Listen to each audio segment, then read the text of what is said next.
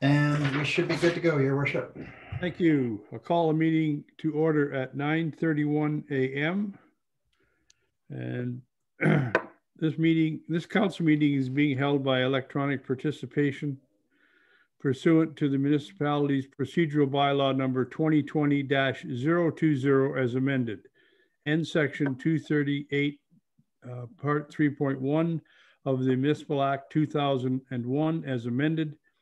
The meeting will be live streamed on the municipality's YouTube channel. The video recording will be uploaded to the Municipality of Trent Hill's website following the meeting. We do adopt the agenda. We resolved that the agenda for the council meeting of November the 17th, 2020 be received and adopted, and that the comments from Christopher Manning, item 8F, report PWK 2020-21, Bridge Street South and Bay Street, Hastings, all-way stop control warrant study be received. Could I get a mover and seconder, please? Moved by Kathy, seconded by Rick. And would you call the vote, please, Doug? Councillor Redden? Yes. I'm trying. Yes, I'm trying. Yep. Councillor Tucker? Sure. Yes.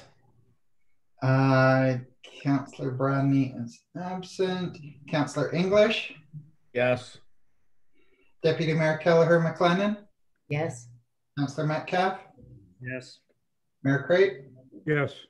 Carried by 6, Your Worship. Thank you. We have disclosure of pecuniary interest. Rick, would you like to state your for the record?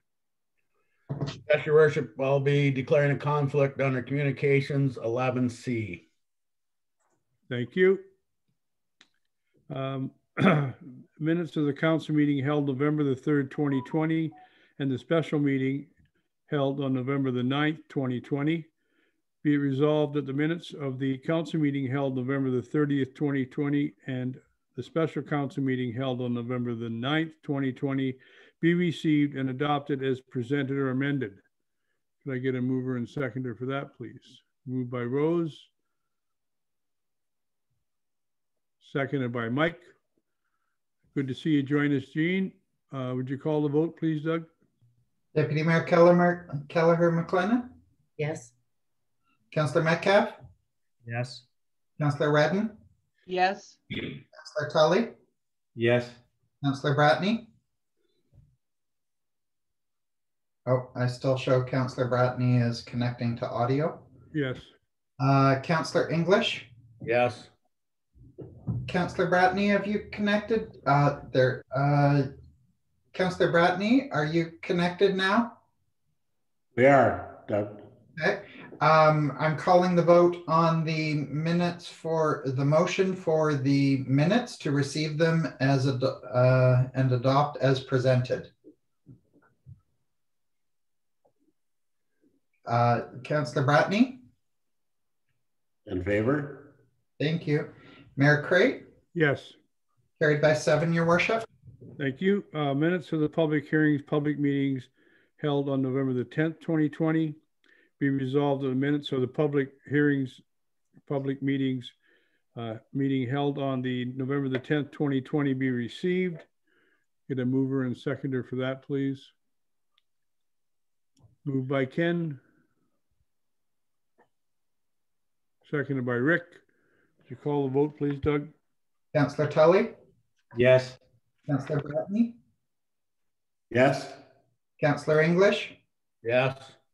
Deputy Mayor Kelleher McLennan? Yes. Councillor Metcalf? Yes. Councillor Redden? Yes. Great. Yes. Carried by 7, Your Worship. Thank you. There are no public hearings, public meetings, there are no deputations, and there are no presentations. Reports of municipal officers.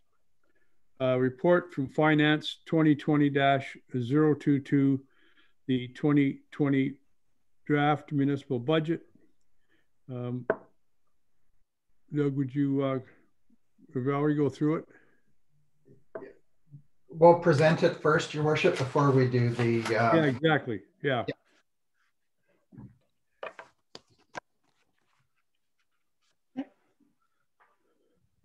Thank you, Your Worship. Mayor, members of council, we're pleased to present the 2020 draft municipal budget to you today.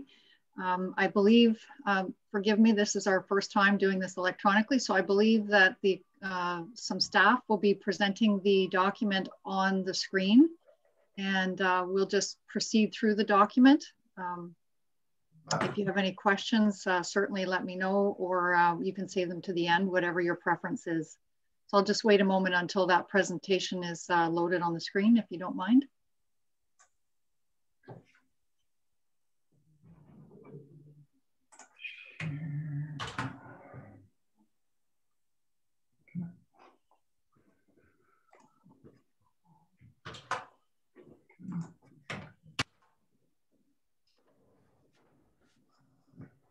Should be there now, Valerie. Okay, that's great. Thank you. So I'll probably be prompting the clerk to change pages. So if he can just proceed to slide 2. Thank you. So on an annual basis, of course, we come to council to outline the plan for the upcoming year. We've broken the budget down for 2021 as we have in prior years between the operating budget, transfers to reserves, and then the capital component of the budget. And you'll see that same structure throughout many of the slides, and each department will be presented in that same manner. Of course, as you know, that the municipal expenditures, whether they're operating, transfers, or capital, are funded through a combination of revenue that's received from user fees, service charges, reserves, grants, and in some cases, external financing. And then ultimately, the key funding for the budget is property taxation. And of course, we always put in here for those that are reading this document for the first time, as a lower tier municipality, we only collect taxes. We collect taxes on behalf of the county and for education purposes, but we are only able to control the amount of revenue that we generate through taxation for our own budget. So we'll bring that information about the county and the education taxes later on, probably closer to the final meeting in December. Next slide, please, Doug. So again, we've got our annual budget schedule. We typically circulate our operating and capital budgets to our staff members in August. They provide that input and submit it back to finance sometime in September. We go through those documents and we review them, compile that information, and it undergoes a number of reviews between the departments and the CAO. And we present the first draft of that to council in November typically. Second will appear on the first meeting of December, and we target the final approval at that last meeting in December. The only exception to that is, of course, in the year of an election. So we're trying to stick with that schedule, and it is advantageous for us to be able to go out to the market and acquire goods and services once that budget is approved. So the next slide, we've summarized the main categories within the budget where you typically see increases. And what we've done is added another component to just sort of briefly describe where we're seeing some of those changes. And of course, you've got employee compensation every year where you've got economic adjustments and so on, job rate adjustments or benefit adjustments. In 2021, we've included a cost of living adjustment of 2%. And there were some benefit carrier cost increases. And of course, the typical ones, CPP-EI and the other benefits that go with that. In the category of mandatory legislation, we've said, yes, there is a 2021 impact. And of course, we are meaning the COVID-19 provincial legislation impacts for us. Additional staffing levels. In 2020, we had prorated some FTE positions, and I believe we had 4 months in there. You're now seeing the impact of those annualized wages, in particular for the deputy fire chief position in 2021. Where there are new services that we have that have come on board for the upcoming year, we have to annualize those costs, and in 2021, you're seeing the full impact of the emergency services space, in particular the maintenance contracts. There's debt as well, and we'll talk about that further in the presentation. We see inflationary impacts, of course, for things like maintenance items in winter control, and would be sand and salt typically, or fuel. We have also noted here insurance costs that are going up. We've received information that possibly double digits, so we are including in there some insurance increases. Next slide, please. Utilities, we look at the historical cost for utilities and we apply some inflationary increases where they are required. Council initiatives, we had no direction from council that moved beyond the 2021 year with any direct council initiatives. So we've said no to that category. And of course, in fees and charges, each department reviews their fees and charges. And if there are any changes, they include those in the 2021 budget. Next slide. So we're going to outline for you some of the factors, some of the key factors that are affecting the budget. Of course, we're all aware of the pandemic and some of its effects on the operating budget and as well in some cases the capital budget. In July, the province did announce some assistance to the municipality. They offered some financial assistance in the amount of $440,600. That is to assist us with operating costs and other pressures, which could also relate to some loss of revenue, where we see that in our organization. We've opted to be a bit conservative with these funds at this time. So we have applied those three items being direct expenses for cleaning and disinfecting. That's in the emergency measures budget, $40,000. And we're seeing a direct impact to our budget as far as interest income that we're going to be receiving. So interest on bank balances has definitely decreased. Of course, as you know, it's a good time to borrow, but for anybody who's got some funds sitting there, it's not earning any interest. So we're bringing $120,000 from that grant revenue into the budget. And as well, we've got an additional $26,000 that we're opting to bring in to cover any adjustments for penalty and interest that we see. It's really a budget adjustment, but we wanted to bring it into that line item. And if it has to be redirected throughout the year, we can certainly do that. The remainder of that grant revenue will be held. We have direction that says we can certainly apply some of that to any ongoing 2021 financial pressures. So we'll be monitoring the situation. We had been bringing some quarterly reports to council related to COVID-19. And so we'll continue to do that and we'll provide updates as we move forward. Okay, next slide. So we're now into the number section. The overall change in your gross expenditures is 8.54% decrease. Gross expenditures being 23 million. Non-tax revenue at 9.8 million, decreasing by almost 22%. And then the balancing factor is your taxation revenue, which is up by 3.9%, bringing your total tax levy requirement to 14,154,852. Next slide. So taking that previous slide, what we've done is broken that down, as I said earlier, in between the three components being operating, transfers, and capital.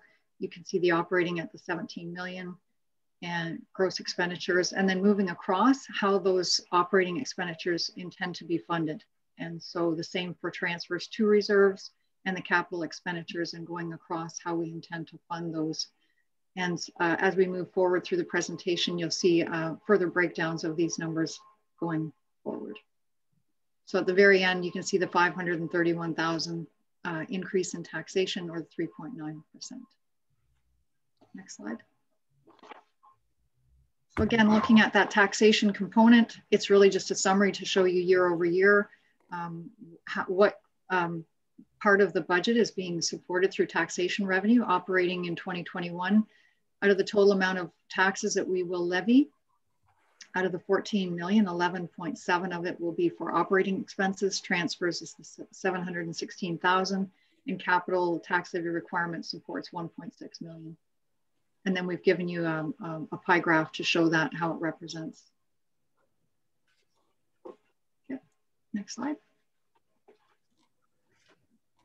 And then we've given you a historical picture here of that same scenario, but over the course of the period of 2016 to 2021. So you can see your operating expenses sort of on a steady incline, and transfers somewhat leveling out, and capital doesn't deviate a whole lot, but you can see over the course of time, it's it's changing, but not really in large amounts. Okay, next slide. We've given you a breakdown then of those total operating expenses of 17 million and how that is broken down in the various components. And you can see wages and benefits, materials and supplies, contracted services, rents and financial expenses, the grants, agreements and requisitions to external bodies, and then of course debt. On the side where it indicates that the wages and benefits, it's really referring to the 2021 column up above, where what percentage of your operating expenses are dedicated to out of the entire budget. And then we've given you a pie graph to demonstrate that as well. And the change over to the right. So wages and benefits, the 265, 722, and so on. So your operating net change is 769,000. Again, we've given you the same for the operating revenue. We have various other sources of revenue. We have supplementary tax and PIL revenue, which is payment in lieu of taxes. And those would be for things like federal properties, provincial properties. We have some municipal that are subject to payments in lieu. We have user fees, fines, penalties, and investment income or interest earned, licenses and permits, miscellaneous revenue, and then rents, for a total fees, charges, and other of 2.4 million. Grants being 3.4, which is predominantly the Ontario Municipal Partnership Fund grant revenue, and reserve revenue coming in for a total of 6 million in 2021. So again, the pie chart at the bottom shows you that if you only had other source revenue, excluding taxation, that's what the percentages would be. And then we've put beside that, when you start to inject that taxation revenue, the other components combined really don't make up the largest pieces of the pie. Next slide. So again, we just wanted to highlight for you a very brief overview. It's certainly not all encompassing, but you can see there what makes up the changes from an operating perspective. Again, we've talked about it briefly, the cost of living increase of 2%, job rate adjustments, and the inclusion of the annualized FTE position. Materials and supplies, you'll see that throughout the departmental budgets, and we've highlighted basically the road maintenance materials. Contracted services, again, we've talked about insurance. Again, at that, it was targeted at about 15. Overall, it's about 13% increase. And we also have some contracted services as a result of the emergency services base coming on board in 2021. Rents and financial, those are external rentals. They've decreased slightly. And we have some changes in the grants and agreements, which is predominantly due to the transit component of the budget. And debt, of course, is increasing. Those are the new debt payments for the emergency services base that's annualized. We had included 4 months in 2020 for that particular facility, and now we're annualizing that cost. Fees and charges, of course, we have a decrease in the bank interest that we've talked about. And then grants, that again, speaking to the provincial gas tax, that announcement hasn't come forward, but certainly we're seeing a decrease there. And reserves.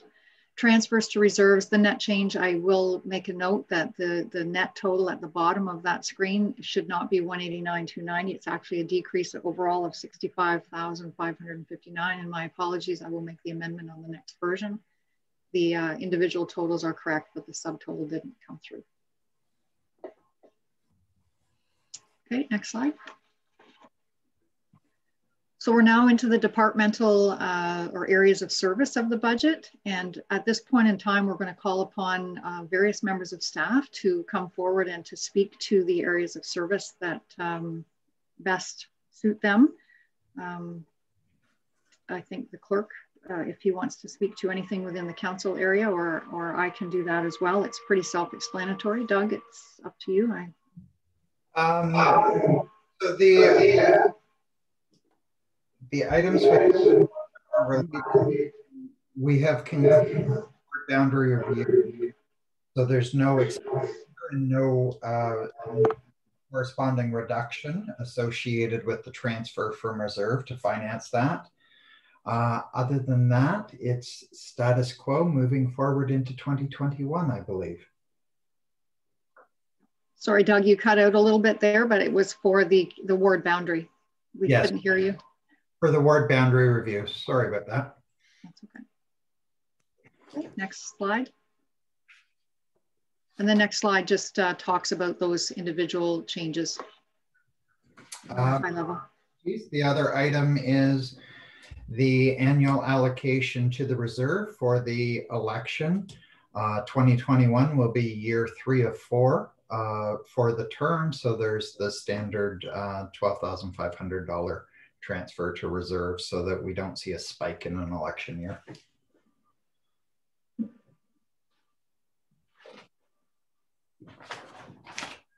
I'll just speak to this particular slide. Of course, we bring it, we've shown this OMPF revenue year over year. We have it on a separate slide. We want to bring attention to it because it is a very key piece of our funding stream from the province. In 2018, council approved that it was actually in 2019 when we received our 2019 allocation, that we freeze the OMPF allocation at the 2018 level. And then any additional funds that we receive on an annual basis beyond that 2018 level, we are to report to council on the use of those additional funds. And so we have done that in a couple of years. In 2019, I believe we had some additional tar and chip roads that were paved. And in 2020, I believe that we are dedicating those funds. Actually, it'll be in 2021 carryover, but we'll be dedicating that to the dock at the Hastings Marina. Okay, next slide. So for administration, there's a combination of things that happen with administration, including CAO's office, clerk's office, finance, information technology, health and safety, and our corporate facilities. I'll speak to, I'll let Doug go ahead and see if he has any comments that he'd like to contribute. The main ones would be associated with annually we place funds into a reserve for the telephone system. Staff will be coming back to council in 2021, looking at upgrade options for our telephone system.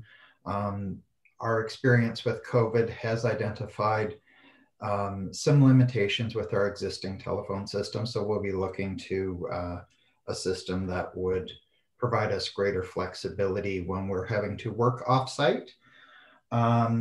And we have our standard computer hardware software allocation that is put forward every year. Other than that, I believe for the most part from the clerk's office, it's pretty much status quo going into 2021. Thank you. And same for finance. We continue to do the work that we do through billing and collecting and utilities and paying the bills and receiving those funds back in. The other thing that is affecting this particular budget, of course, is the council chamber component of the emergency services base. And so the total cost of that project was, the total percentage that was municipal was 79.3% municipal. And out of that, approximately 82% is related to fire, and the balance of that 18% is related to the council chambers administration. So this is where you will see the impact of the additional debt costs and contracted services coming into the admin budget. Okay, next slide. Fire, I'm just going to turn that over to the fire chief. Thanks, Val, and thanks for your work on this again every year. You do a great job with this. Operating, the biggest change, Valerie did mention that, is the hiring of a deputy chief. We are going to see that for the full year. That was supposed to be a half a year in 2020. That was extended due to COVID to October 19th was our deputy chief's first starting date. So that's really the biggest change in their health and safety items, obviously going up as throughout the budget. Transfers, we have a $50,000 transfer going over. This year, we are going to try and get that all formalized over the next year. We have had a somewhat truck replacement that was questioned earlier. We are going to formalize that through the years coming forward with a more transfers to reserves in that. So the capital budget The changes there is the capital purchase of a new pumper tanker for Station 3. That vehicle is 21 years old. We have started that through council's approval. That will go out on Bidigo hopefully on Wednesday.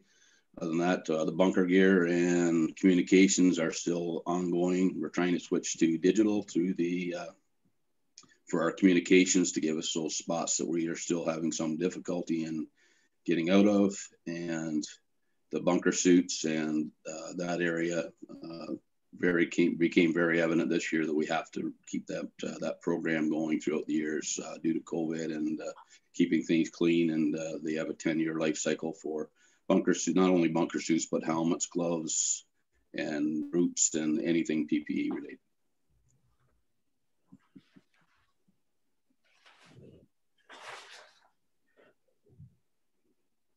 Okay, next slide. So the policing budget, the primary driver is the OPP contract within this particular budget. The contract itself decreased by 25,100, and what we've been trying to do over the course of time is to stabilize the impact of taxation by either transferring monies to reserve or from reserve in a given year.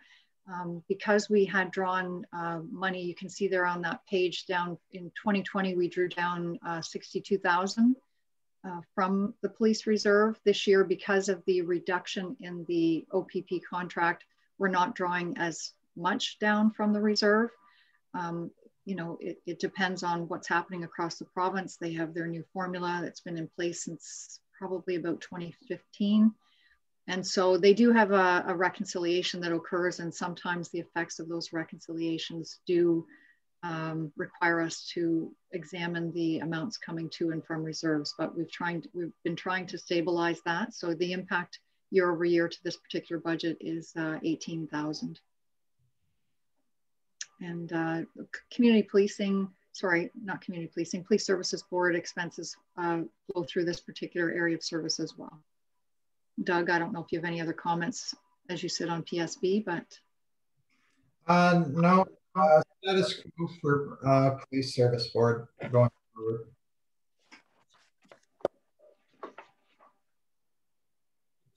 Thank you. Next slide. Conservation Authority. Do we have Jim with us in the meeting? Here I am. Morning, everyone. Thanks, Valerie. Yeah, I don't think, well, we've had the reports come through from the conservation authorities regarding the increases in their requirements. So that's already been through council. I guess source water protection would be under this, and that's unchanged and continues to be monies that are utilized for education and outreach about source water protection. The risk management official who's preparing risk management agreements for uses within the source water protection areas, and also review of any development proposals that or building permits that are issued in those areas. And Workworth Dam study, that was a commitment made when that report came forward. I think it was last year it was completed.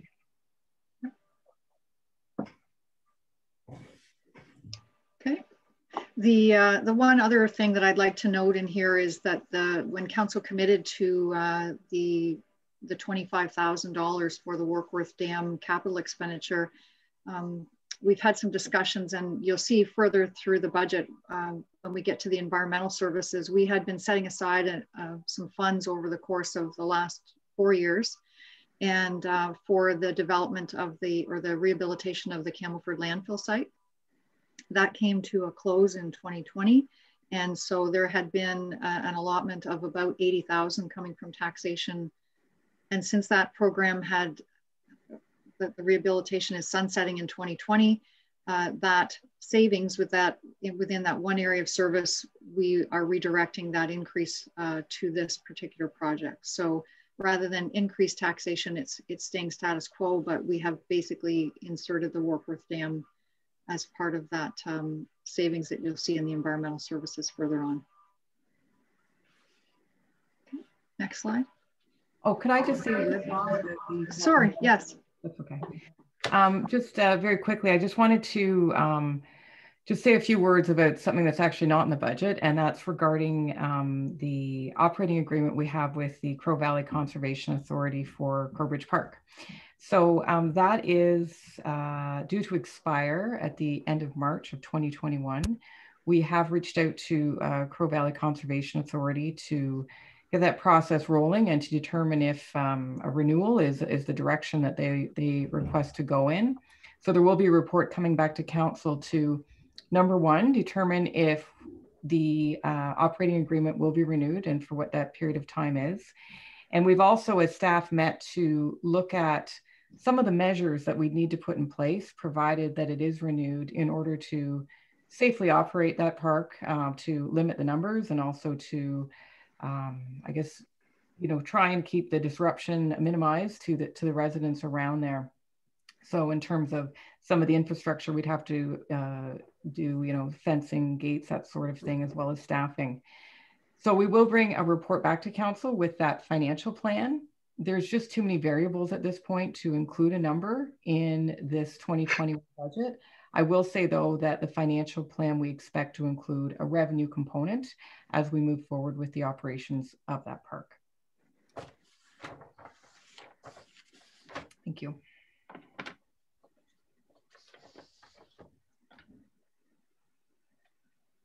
Okay, Jim, I'll look to you to speak to this, and perhaps the clerk as well. Yes, thank you. I think this is all status quo within this budget. Really don't see any changes occurring. Picking up on what Mr. Peters has identified, very minor adjustments as far as our revenues associated with kennel licenses and our costs associated with the livestock value are based on changes to our licensing procedures for what constitutes a kennel and the number of livestock claims that have been processed over the last 3-year period. And this is the area of the budget that includes animal control as well. Okay.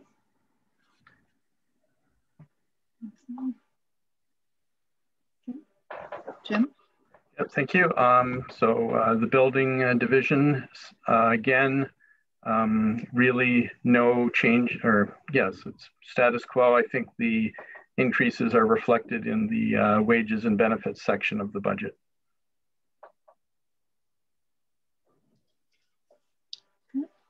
We do have a corporate allocation that for some of the main things like software and support and office supplies, and we've adjusted that slightly, which is where you're seeing the variances in your materials and supplies and some contracted services. So certainly not anything direct as a direct result of operations within building. It's more of that corporate view. Okay, and then bylaws going to follow. Yes, and again, I guess the only thing I'll mention here is that our bylaw review is coming to an end, so those funds will not show up in the budget going forward.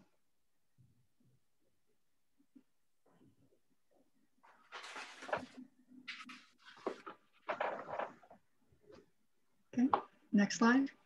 Thank you. So we have an annual allocation within our budget for emergency management, and we've been attempting to, it covers things for like civic addressing and general emergency preparedness. I'll ask the fire chief to speak to this as well, but we have been endeavoring to update a civic address audit. We've been engaged in that for, I think, a couple of years or a year and a half or so. And so some of the changes that you're seeing is the difference between either transferring the funds to reserves that we typically have for emergency planning purposes, or when we've been engaging in this the civic address audit where we're designating funds in the operating budget, either of those projects, if the civic address audit doesn't exceed the amount that we typically would transfer to reserve, then the balance will go into reserve. So you're seeing a little bit of a shift there. This is also the area of the budget where we've included the COVID-19 annual expenses. So everything related to COVID is captured in this particular area of service. And you're seeing year over year where we're drawing funds in, particularly in 2021, that grant that we spoke about earlier in the year, that Safe Restart funds coming into the budget in the amount of 40,000. So there is an increase definitely in the expenditure, but as well the grant revenue side. And I'm not sure if the fire chief has anything that he'd like to add, but. No, just the only thing, the biggest thing in that was the COVID expenses, as the fire department is the main source of PPE for municipal staff, including masks, sanitizer, anything to do with that. So that's where that, I think it's a little over $40,000 throughout the event.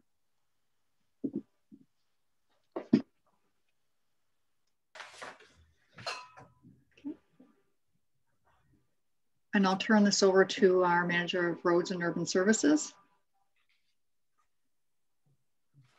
Morning, everybody. I'd like to say thanks to Val for helping and preparing the budget with us. She does a lot of work. Overall, I guess on the operating side, the increase is $197,000 and $658. Our transfers, $7,000 is the difference. Capital is $17,182. And the overall year change is $221,840 to the public works budget. Again, at the bottom of the slide, you'll see the wages and benefits is $105,000. The materials and supplies is an increase of $34,754, and that's like patching, salt, sand, supplies like that we have in our operating budget. Contracting services is up $61,000.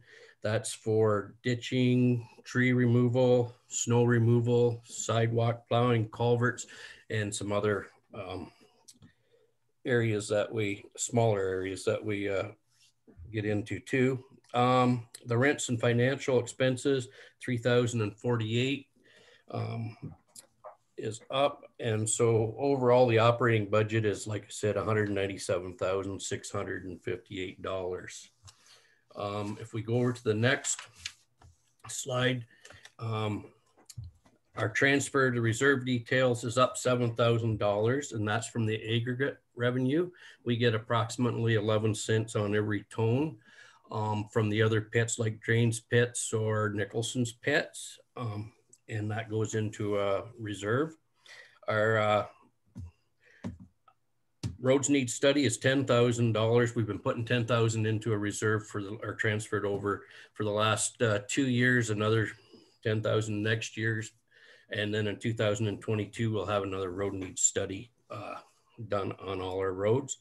We're putting money into retaining walls. We have quite a few retaining walls that need to be fixed and rehab done on them. And bridges, again, because we have 41 different structures, we put $50,000 a year into bridge reserve. The capital details, the increase is resurfacing tar and chip. Last year we had $645,000.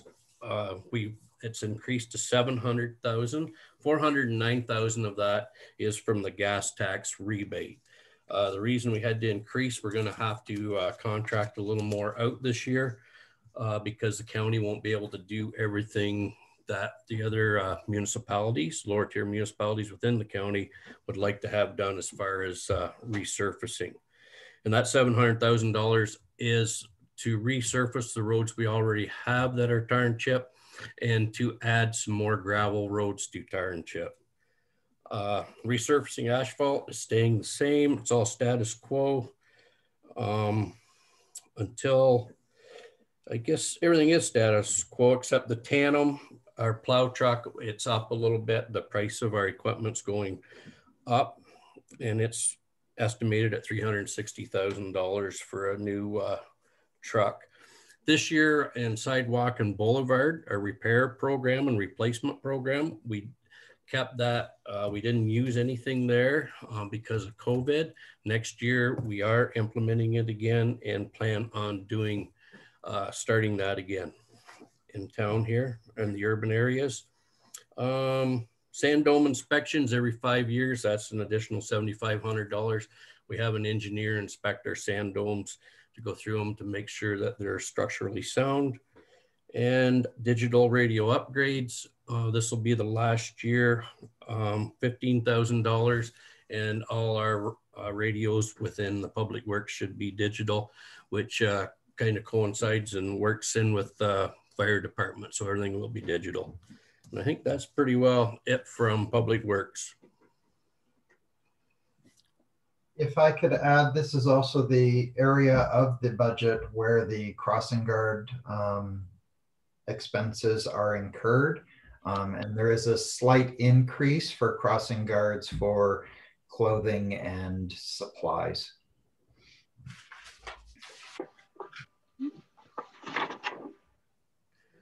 Maybe I missed one thing. I should mention Trent Street, you'll see at $535,000 is the estimate to do total urbanization on Trent Street in Hastings, Lower Trent Street.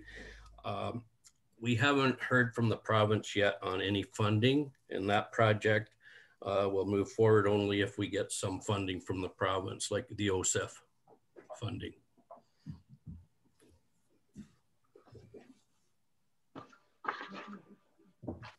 Thank you.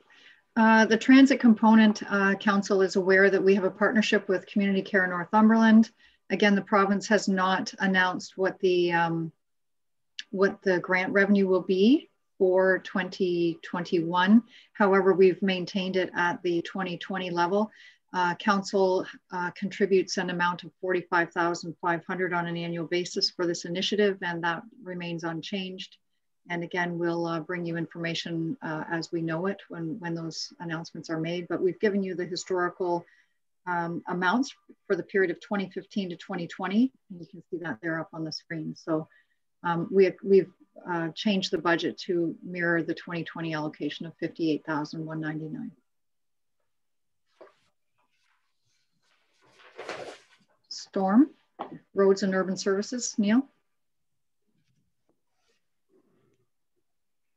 The storm is pretty well status quo. There isn't a whole lot of change there. The only change would be probably in wages, I guess. Actually, we reduced there was a small amount in there of $2,500 for tipping and collection, and there was some changes to the licensing. And I believe there was a change in your catch basin service contract as well, minor.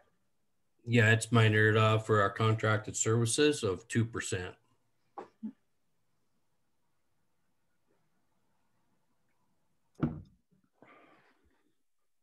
Next slide. I'm not sure if our manager of infrastructure is on the call, sir. I can't see everybody's face, but I'll just touch base with this. And then if Scott, you would have anything else you'd like to add. Of course, as council is aware, we had the Campbellford landfill rehabilitation, the landfill closure project. That's come to a close.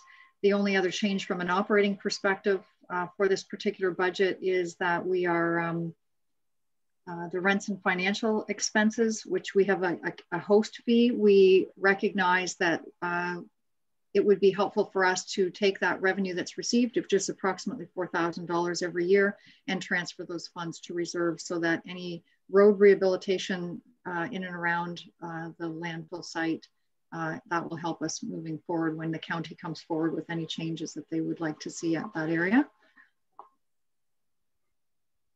Again, I'm not sure if there's anything any other department would like to add to that. I am here, Valerie. Good morning, everyone. Really, there's nothing else other than the ongoing monitoring. I believe that's included in that budget line item, I guess, for regardless of whether that landfill is now closed, we still have to do ongoing annual monitoring. So. Okay, next slide.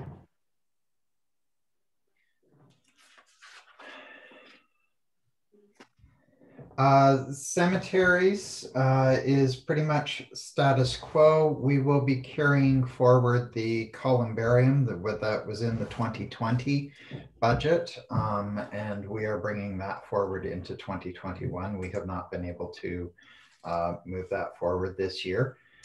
Other than that, I believe it's pretty much the way it has been. There is a minor decrease due to our new contractor for the amounts we were budgeting for grave openings. I believe that's it for cemeteries. I just wanted to add to that the 2020 budget included a total capital cost of 30,000, and you've increased it to 45, but there is sufficient funds in the reserve to cover the additional capital cost. I'm not sure if you would like to speak to that, Doug, or? Sure. So in addition to the columbarium, we do have to have some site works done. We have to have some surveying done. As council's aware, a new cemetery bylaw was brought forward. The Bereavement Authority of Ontario has approved it, so it will come into force and effect on January the 1st. In that new cemetery bylaw, we have the provisions associated with the columbarium and scattering grounds. So we do need to undertake surveying of the cemetery, possibly relaying some of the lots that are available, identifying locations for scattering grounds, columbarium, and the groundworks associated with the placement of the columbarium. In addition, in 2021, we will be looking to implement the balance of the recommendations that were made through the cemetery modernization review process that was undertaken early in 2020.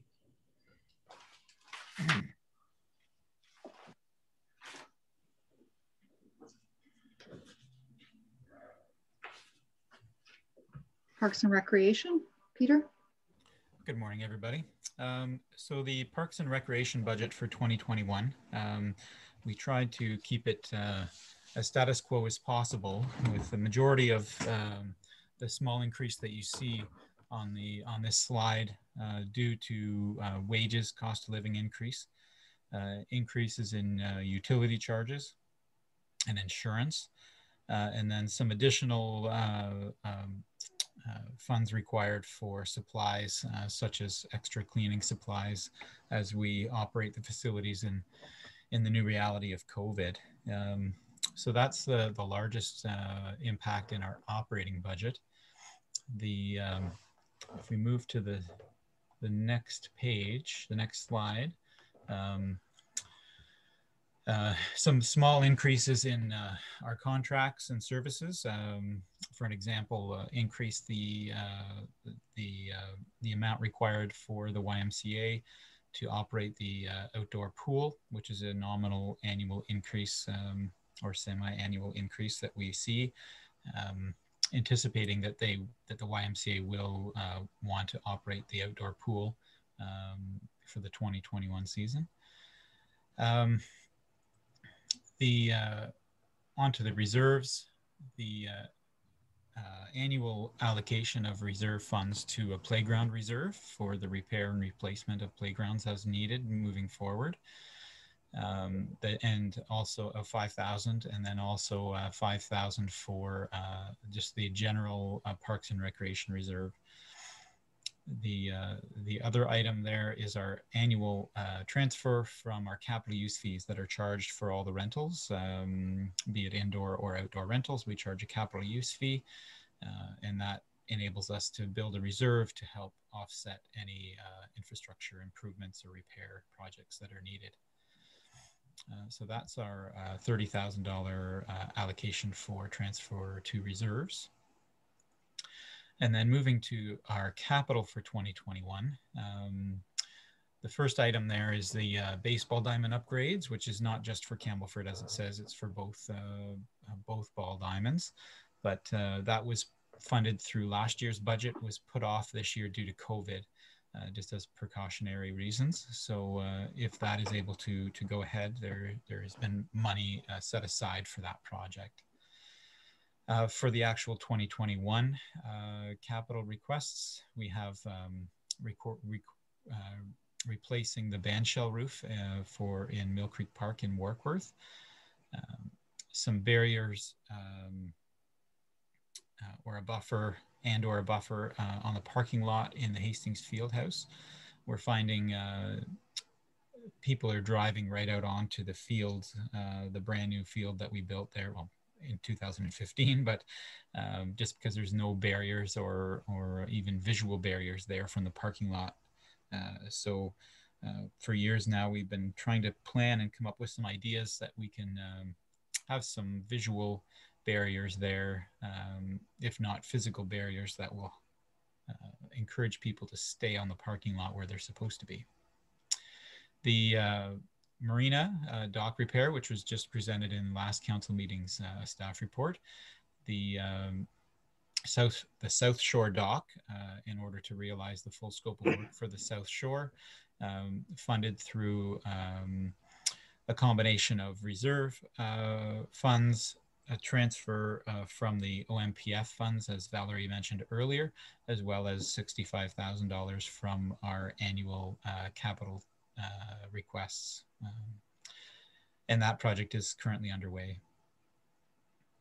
We've allocated $10,000 for some improvements to Old Mill Park, just smaller improvements, just to keep the park up. Before, ideally in the future, we'd like to work on a redevelopment plan for that park, but we do need to put some money into it moving forward just to keep it up to the level that it needs to be. An exciting project, if not a small one, but an exciting one, is we've designed some irrigation systems for a number of flower beds throughout the municipality. So hopefully we'll be able to realize that project this year, which will help increase the ease in keeping the gardens watered and beautiful throughout the summer, and will reduce the need for some nominal decrease in staffing, in not staffing, but the hours allocated to watering in-ground flower beds, which is quite labor intensive. And then those hours will be reallocated to another project. And every few years, we look at replacing a zero-turn mower. So we're allocating $15,000 for that. And we'd like to purchase some replacement pumps, some spare pumps for the splash pad, and have them on stock. So if and when they do go down, or we need to cycle one out for repair, preventative maintenance, then we have something there we can replace it with. So that is the last item for our proposed 2020 capital budget. And that's everything from Parks. Thank you.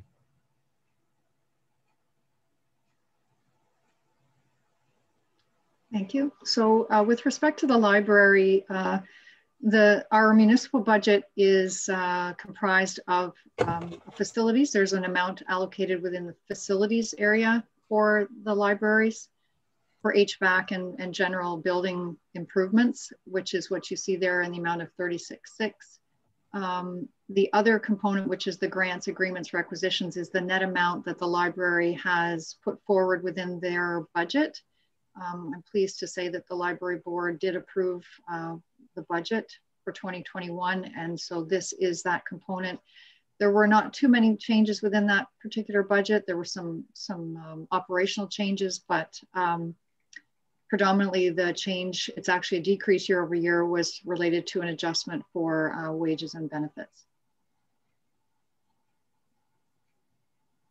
And so it's my understanding that the library is preparing some information, and they would like to come forward to council just to tell you, sort of provide a council with a year in review of 2020 and some of their plans for 2021. And that will appear as a separate item on a future council agenda.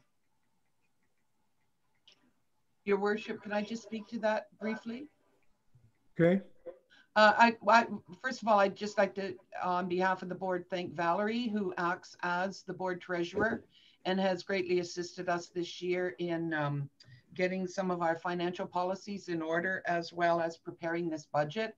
And just say that the library staff have done a wonderful job this year in working under some very difficult circumstances. The majority of the year they have been closed, but for a great deal of that, they provided services. So a number of our operational expenses have been lower than expected. So, but on the other hand, they've done considerable work in capital improvements. And once we get open, I would hope that all of the members of council get to see what they've done and the significant changes they've made to each of the 3 branches. But they are working very hard to keep expenses down, and one of the benefits has been the Bailey Literacy Fund, which has assisted in a number of projects as well. So that's why I guess they're pleased. I did receive an email this morning to confirm what Valerie said, is there will be a presentation coming at one of our future meetings, and they're really looking forward to let you know what they are doing with the municipal funds. Thanks, Kathy.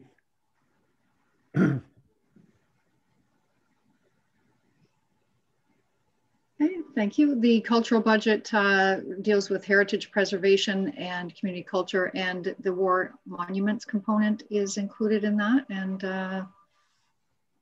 Jim, if you would like to speak to that budget.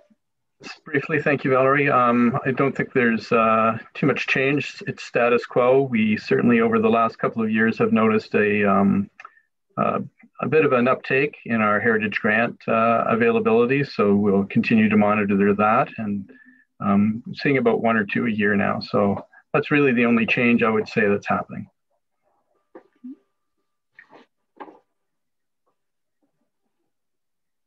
Next. Jim? Yeah, I'll continue with planning and development. So I think the major changes to this budget, which are funded from reserves, from development charges, and from planning, are to undertake an update of the official plan. As you may be aware, Northumberland County is beginning that process, and so it makes sense for us to track in and follow along with that, because a lot of the things that they're changing or implementing will have to be implemented locally.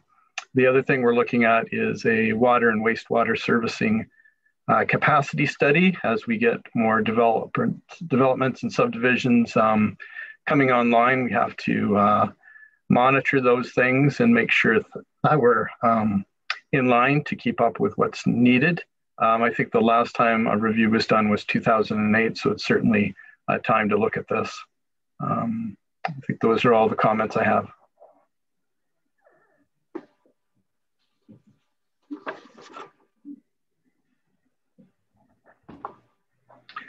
I'll continue. Community improvement, community development budget. I think there's relatively status quo, certainly annual increases to our contract with the Chamber of Commerce, but I don't think there's any additional projects. So there you can see under the notes the various changes that are occurring, a decrease in the cost of the civic awards. I think there's going to be a review of how we're going to look at doing that, especially under COVID restrictions.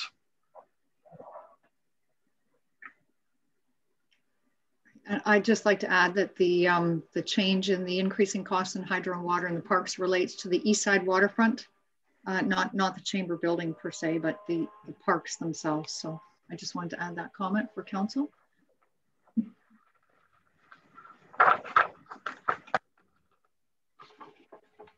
And the local improvements, that particular local improvement is for the Trent View Estates, and that it will be expiring in 2021. So we'll be only levying half of that in 2021. So there is a decrease year over year in that particular area of service. It's fully cost recovered from those residents affected by that local improvement charge. Okay, next. So we're providing a summary of the municipal debt payments, and as you can see,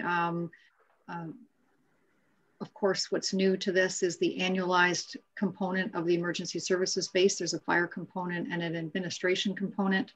We are still gathering some of the final costs, but for budget purposes, we've estimated approximately 3.8 million for the fire portion of that, And again, just solely estimating approximately 2.25% interest rate over a 25-year term. For the council chambers component, it's a slightly less amount. Therefore, we wouldn't amortize that loan over the same term. So we've got a 10-year term estimated there, and again at 2.25. So we will be bringing forward a report and the appropriate bylaws to council for review. And we just always like to include a section in there, excluding water and wastewater, of course, that debt represents approximately 6% of the municipal operating budget. And we've provided a summary of all of the capital that you've seen in some of the departmental areas of service, but this is the overall summary of capital for the year, 5.4 million total. And you've got some grants in there being the federal gas tax, OCIF, if it's confirmed. And we're carrying over some of the funds from the active transportation. That was a deferred revenue grant from a number of years ago. Drawing funds from reserves again for some of the items that are more on the long-term capital plan for equipment. Napan Island Bridge is definitely a carryover. That project hasn't, we haven't gotten as far in that project in 2020. So we've brought the $2 million expenditure forward from 2020. And of course, we'll be looking to some external financing and a drawdown of some reserves for that particular project. Next slide. And we've also provided then a summary of the transfers to and from reserves that, again, you've seen through the various departments or areas of service. And this is just a snapshot of what they are for. And always want to talk about the assessment information in our budget. It does tie into our tax rates. And of course, as everyone knows, with the pandemic, MPAC has frozen the 2020 assessment. So the only change that we are going to see for the 2020 year are in-year changes, which really are as a result of any changes to your property. So if you had a new building go up and MPAC was able to get around to assess that property and include the new buildings, that assessment will be on the new roll.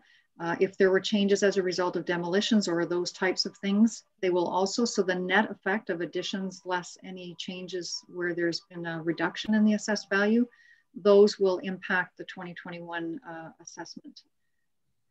Other than that, it's status quo. So for the purpose of really just trying to first attempt at calculating a tax rate, so you can understand what the impact of the budget is and equate that to a tax rate, we've incorporated an increase of approximately 1.3% to the residential component of the assessment. And when you roll that down through the various other tax classes, it's really only about 1.03 for this first blush attempt. If you can just go to the next slide, please, Doug. We're just showing you, we're illustrating that what the effect of that assessment is in a bar chart so you can see what's happening over the course of time. And again, you can see where some of the spikes have come. Our assessment has consistently been increasing. We've been experiencing a period of growth over the last few years. And that will impact the phased in assessment not happening in 2020. 2021 is definitely going to have an impact on what you see as far as taxation at all levels, basically municipal, county, and education. Next slide. So we're only providing you one example in this one. Typically when we bring forward the tax rates, usually March, April area, we give you a number of examples. And we do a cross section of various types of properties, being residential, farm, etc. In this case scenario, we just really want to emphasize that we're taking it for every $100,000 of assessment. The approximate tax increase would be $21.37 or 2.76%. And we've given you a typical household with that residential value of $250,000 and what that impact would be. The county and the education tax is not included in this example. And we don't have any indication of when the county is going to be passing their tax rates. They're currently in their budget deliberations. It is my understanding that the province is looking at some sort of reduction to the education tax rate, but again, I don't have any numbers at this point in time. So again, we're focusing solely on the municipal component at this point in time, and we'll bring forward some further information as we know it. Okay, so for next steps, that concludes the presentation for the budget. Next steps is that we will place the budget document again with any updates on the December 1st council agenda. And then subsequent to that, it will appear again on the 15th of December's agenda. And we'll target that approval date if that's where council's comfort level is. Public are always invited to observe the proceedings of all of these meetings and provide their comments and input. We will be posting the municipal budget document on our website today, and there are some comment forms that accompany that document. So we do invite the public, if they have any comments or questions or any other comments about it, please feel free to add those, and we'll receive those and then bring them back to council at a future meeting. Thank you. Thanks very much. We appreciate all the work that you and your staff and all the directors put in to put this together. Are there any questions from council at this time? Rick? Thank you. Just a quick question I had. The money we put aside for COVID, Valerie, pertaining to sidewalks and boulevards, is there some way that we can recoup that money from the emergency fund that the province gave us as well? Because that's substantial money that we put aside and never got any capital work done. Just a question. Through you, your worship. So we've deferred the sidewalk and boulevard projects pending the outcome of the fiscal year. If we find that our revenues and expenditures and we're sitting in a good position at the end of the year, we would actually transfer those funds that were unused to a reserve, and we would augment the program in a subsequent year. But we opted not to move forward just to preserve some cash, not knowing what was happening throughout the year with COVID. And at that time as well, we hadn't received any confirmation from the province regarding any type of funding. So certainly we could do that in terms of, to answer your question about using the provincial money, yes. But we feel that there is an opportunity that if we are in good shape, we could still augment the programs as they were intended in subsequent years. Great, thanks, Valerie. Anyone else? Michael? Thank you, Your Worship. Yeah, I'd just like to thank Valerie and the team for what they've done. I know coming up with a 3.9% with everything that we've been dealing with this year is pretty good for a first draft. I know last year we were sitting at 4.49%, and by the third draft we were able to bring that levy down once we got some more information from the province with assessments and that sort of thing. So I'm happy to see that everyone across the departments tighten their belts, and we're just sort of looking at what's essential right now to get through this next year. So thanks, everybody. Okay, everyone's in. Okay, I'll read the resolution. Be it resolved that staff report Finance 2020-022 from Valerie Nesbitt, Director of Finance, Treasurer, read the 2021 draft municipal budget be received for information. Could I get a mover and seconder for that, please? Moved by Rick, seconded by Rose. Would you call the vote, please, Doug? Councillor English? Yes. Deputy Mayor Kelleher McLennan? Yes. Councillor Metcalf? Yes. Councillor Redden? Yes. Councillor Tully? Yes. Councillor Bratney? Yes. Mayor Crate? Yes. Carried by Your Worship. Thank you. Next up, we have the Finance 2020-023, the 2021 draft water and wastewater budget. And I will, I think, turn that over to Valerie again. Yep. Thank you, Your Worship. You're not off the hot seat yet. Thank you. I'll just ask the clerk to populate the screen if he could. I'm working on it.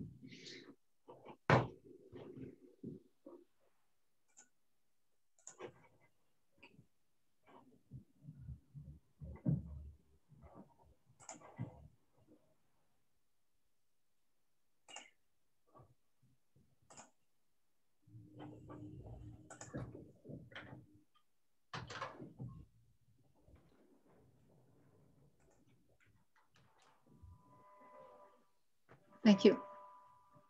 First slide. Thank you. So we always like to, for the readers of the budget, perhaps for the first time, we like to summarize where our water and wastewater systems are located. And of course, council is fully aware, but Campbellford, Hastings, and Workworth, and these three systems, these communities and their systems, related systems, are considered user pay. So those properties that utilize those services are the only ones who are where the service charges and user fees are applicable to. In 2020, council approved the water and wastewater rate study that was prepared by Watson and Associates. So this particular budget for water and wastewater very closely follows that particular plan. Because it's done for a number of years, we aren't deviating. So you're basically looking at a 2% increase in your expenditures and then the rates that were recommended in that particular plan. Go to the next slide, please, Doug. Thank you. So water operations, we just summarize all of the main components of water operations that occur on a daily basis, annual basis. And I won't read them all out to you, but certainly staff continue to do that. I'm going to ask Scott White to speak to this in a little bit, if he has anything to add in terms of operations and how things are going in that area of service. Next slide. So gross expenditures have increased by $27,199. And we also have fees and charges that are increasing, and those are small. They are basically made up of bulk water sales, connection, disconnection fees, and late payment charges.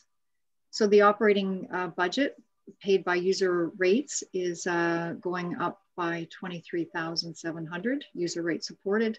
Transfers to reserves, again, increasing based on the report from Watson and Associates, increasing overall in the amount of $54,495. And there is no impact to user rates as far as capital, because the operating budget and part of the transfer to reserve, those components fund your capital budget moving forward. Overall increase in user rates, we will derive another $78,195 from water rates. Next slide. Thank you. So we've broken down the operating, transfers, and capital budget for you in the same broad class categories as we did for the municipal budget. We've amended some of the wages and benefits, and really that's just as a result of the administrative allocation. So you have the water department staff and you have support staff within administration that support some of those services in the office. We've made some amendments to that. And so you're seeing overall a decrease, although there was some cost of living adjustments in there and benefit carrier costs. The allocation has created a decrease overall year over year. Materials and supplies is increasing. And again, just to stay in line with the study, we've had to adjust the various line items within the budget to ensure that we are staying on course with that particular rate study. So again, overall year over year change is 23.7 in your operating side for all of those services that you see. Transfers to reserves are increasing, and that's part of the overall capital long-term plan, is to start to increase your transfer to reserve so that you can build that for capital replacement in the future. And in your capital budget in 2021, we're allowing for $646,000. And again, that's all being supported through your reserves and reserve funds. Next slide. And I'll ask Scott to speak to the capital component of the budget. Again, good morning, council staff. I'll just go through the line items here. So the first item there is just high lift pump discharge valves, and that's at the Hastings facility. Those particular valves have been in there. There's 3 of them, 2 of them been in there for 20 plus years. The other one's pushing 30 years. So really it's just a life cycle replacement. We've sort of, they have been rebuilt multiple times over the years, but they're just basically at their end of their life cycle. The next line item again is to do with the Hastings drinking water system. That's we're identifying Park Street water main replacement, and this would be sort of a continuation of our cast iron water main replacements. That water main's been in there pushing about 50 years. And since we did the upgrades on Bridge Street South in 2017, we've sort of experienced several discolored water complaints in that area. It's sort of increased staff monitoring and flushing operations. So again, we want to move forward with that program, and Park Street seems to be the priority. Trent Street service upgrades, as indicated, we've just included some funding there to sort of coincide with the potential project that was identified by the roads manager previously if funding becomes available. So there is some service upgrades that we want to do on Trent Street related to the water system. The Hastings standpipe, the upgrades there, again, that's been identified, and council's been aware of this as a previous identified project. So we're just putting funding away for that project. We do have an application in, it was through this second round of Greenstream. We just haven't got any final approval on that project moving forward.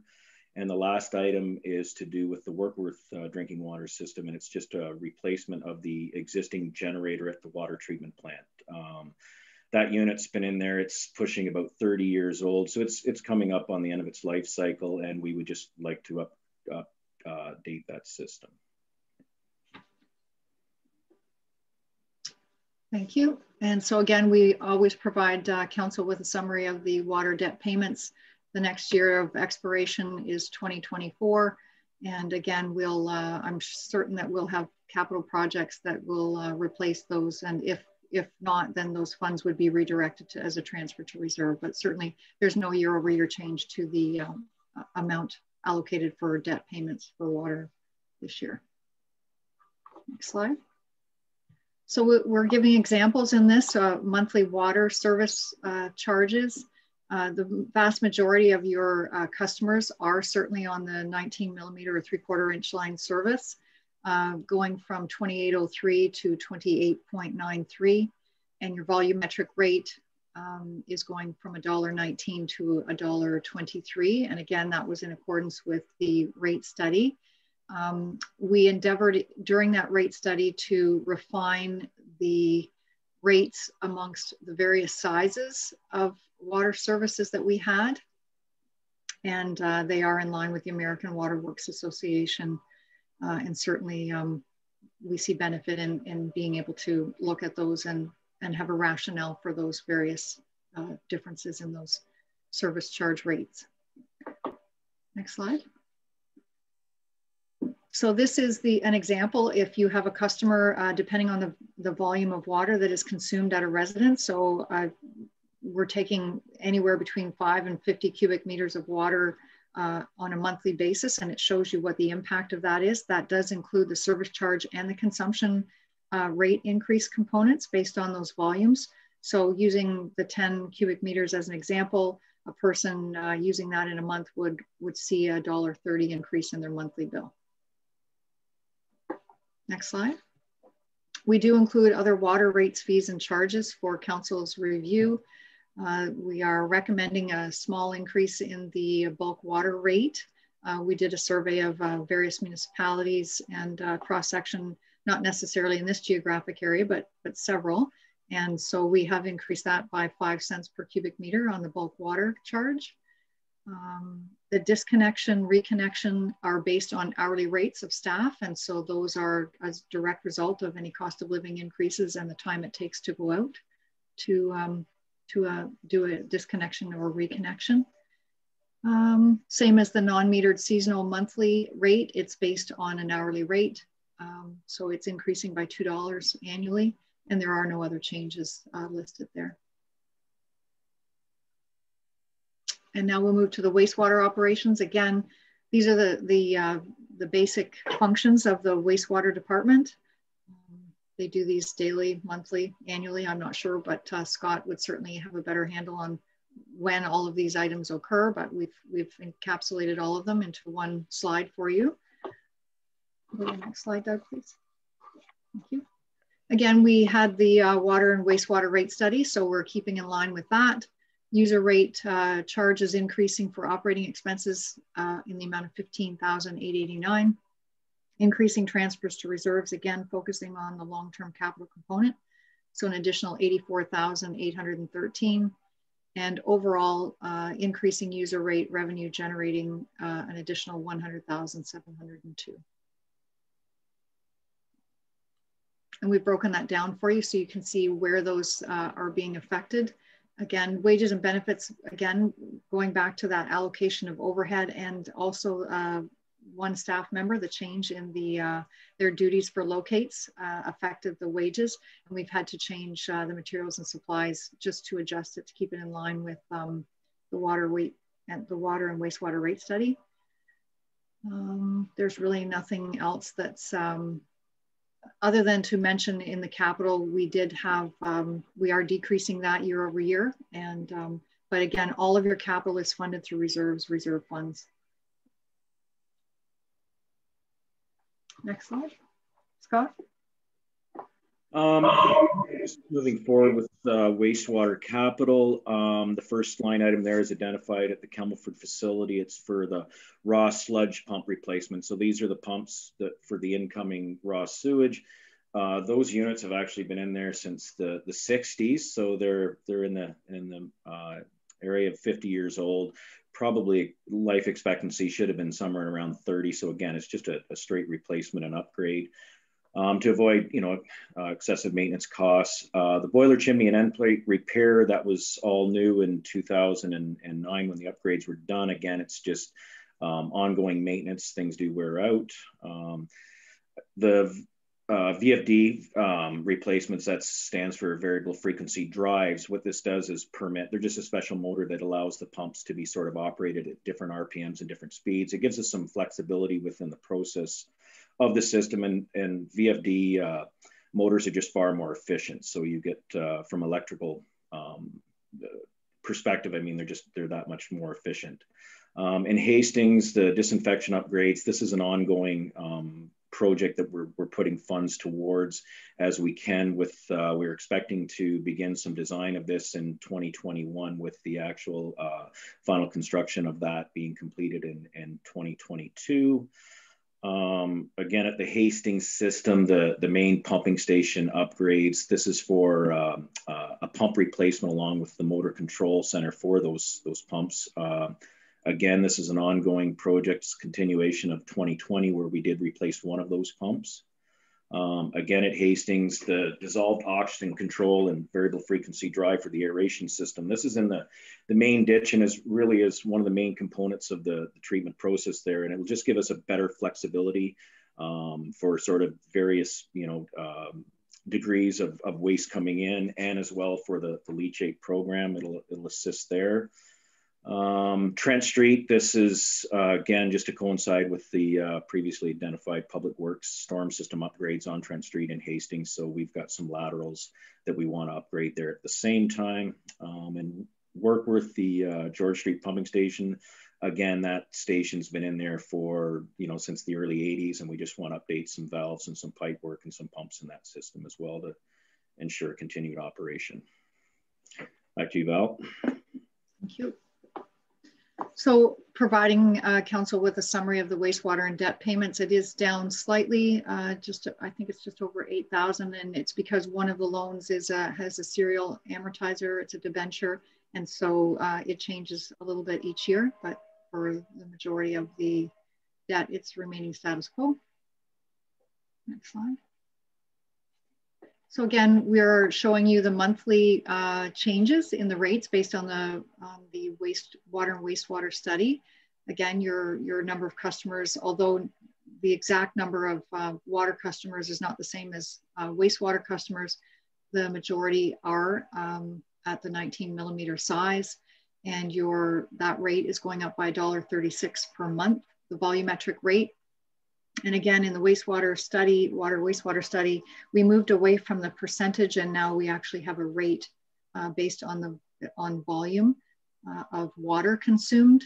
And so it's much easier for us to look at this and to have those conversations and discuss what is that rate based on that volumetric consumption. So moving from $2.03 a cubic meter to $2.09 with an increase of 6 cents per cubic meter. Again, those rates, the differentiation in the rates is based on the American Water Works Association. And that was the recommendation in the study. So we've given you an example again. If you've got a wastewater customer and they are a 10 cubic meter water consumer on a monthly basis, they're going to go from 68.33 to 70.29 overall in the month, being $1.96. And some of the other charges, there's only the one change, which is the basic sewer charge. And again, it's related to the hourly rate that you see, or sorry, not the hourly rate, but the rates in the study. And so it's going up slightly. And no change to the leachate revenue. We typically use, can you just go back one slide, please? Thank you. We typically mirror the town of Coburg's rates for leachate for the county waste processing, and they are not recommending any increases in the rates. So therefore we are not recommending any rate increases either for leachate in 2021. Everything else is status quo. And so we're giving you an example of combined water and wastewater now. So example, what we talked about earlier. So if I have a customer that's consuming 10 cubic meters of water on a monthly basis, it breaks down the various components of what they would see on their bill. So total overall monthly for a 10 cubic meter consumer, they'd see an increase of $3.26 or annually $39.12. And we've given you that same example if you're a 15 cubic meter consumer. They would see a $3.76 increase per month or annually $45.12. Next slide. That might be it actually. Yep, that's it. So next steps for us, we didn't put the next steps slide in here, but again, we're going to be bringing forward this budget to the next council meeting on December the 1st and again on the 15th, and invite any input from the public should they have any questions or concerns. Thanks, Val. Thanks, Val. Appreciate that. Anyone have any other questions for Val on the wastewater? No? Okay. Be resolved that staff report finance 2020-023 from Valerie Nesbitt, Director of Finance Treasurer, read the 2021 draft water and wastewater budget be received for information. Could I get a mover and seconder, please? Moved by Ken, seconded by Mike. Would you call the vote, please, Doug? Councillor Tully? Yes. Councillor Botany? Yes. Councillor English? Yes. Deputy Mayor Kelleher McLennan? Yes. Councillor Metcalf? Yes. Councillor Redden? Yes. Mayor Crate? Yes. Carried by 7, Your Worship. Thank you very much. Next, we have Building Report 2020-03, Building Report to the end of September 2020 with a summary. And I believe Claude is with us to do that. So, you hear me? Yes. Yep. Okay. Sorry. Anyone, Doug, are we doing a display of this, or is it just questions from? If you like, Your Worship, you could do the motion and then Claude can speak to it. Okay. Be it resolved, the staff report building 2020-03 from Claude Sevigny, Chief Building Official, rebuilding report to the end of September 2020 with summary be received for information. Can I get a mover and seconder, please? Seconded by Jean. Are there any questions for Claude?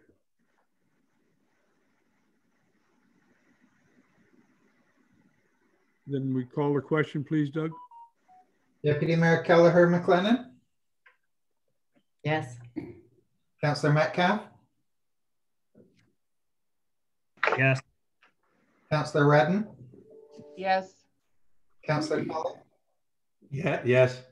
Councillor Botany? Yes. Councillor English? Yes. Mayor Crate? Yes. Carried by 7, Your Worship. Thank you. Next, we have report THF 2020-14 Fire Department Monthly Report for October 2020. Be resolved that staff report Trent Hills Fire 2020-14 from Tim Blake, Fire Chief, Free Fire Department monthly report from October the 20th be received for information. Can I get a mover and seconder for that, please? I'd move. Moved by Gene, seconded by Rose. Are there any questions for Tim? Tim? Go ahead, Gene. Tim, I was interested in your silo demolition. I take it by the way it would look that there was no money or product being able to resold. It was a total destruction. It was interesting. You just got to comment. How does that happen? Do you knock some blocks out and then run, or?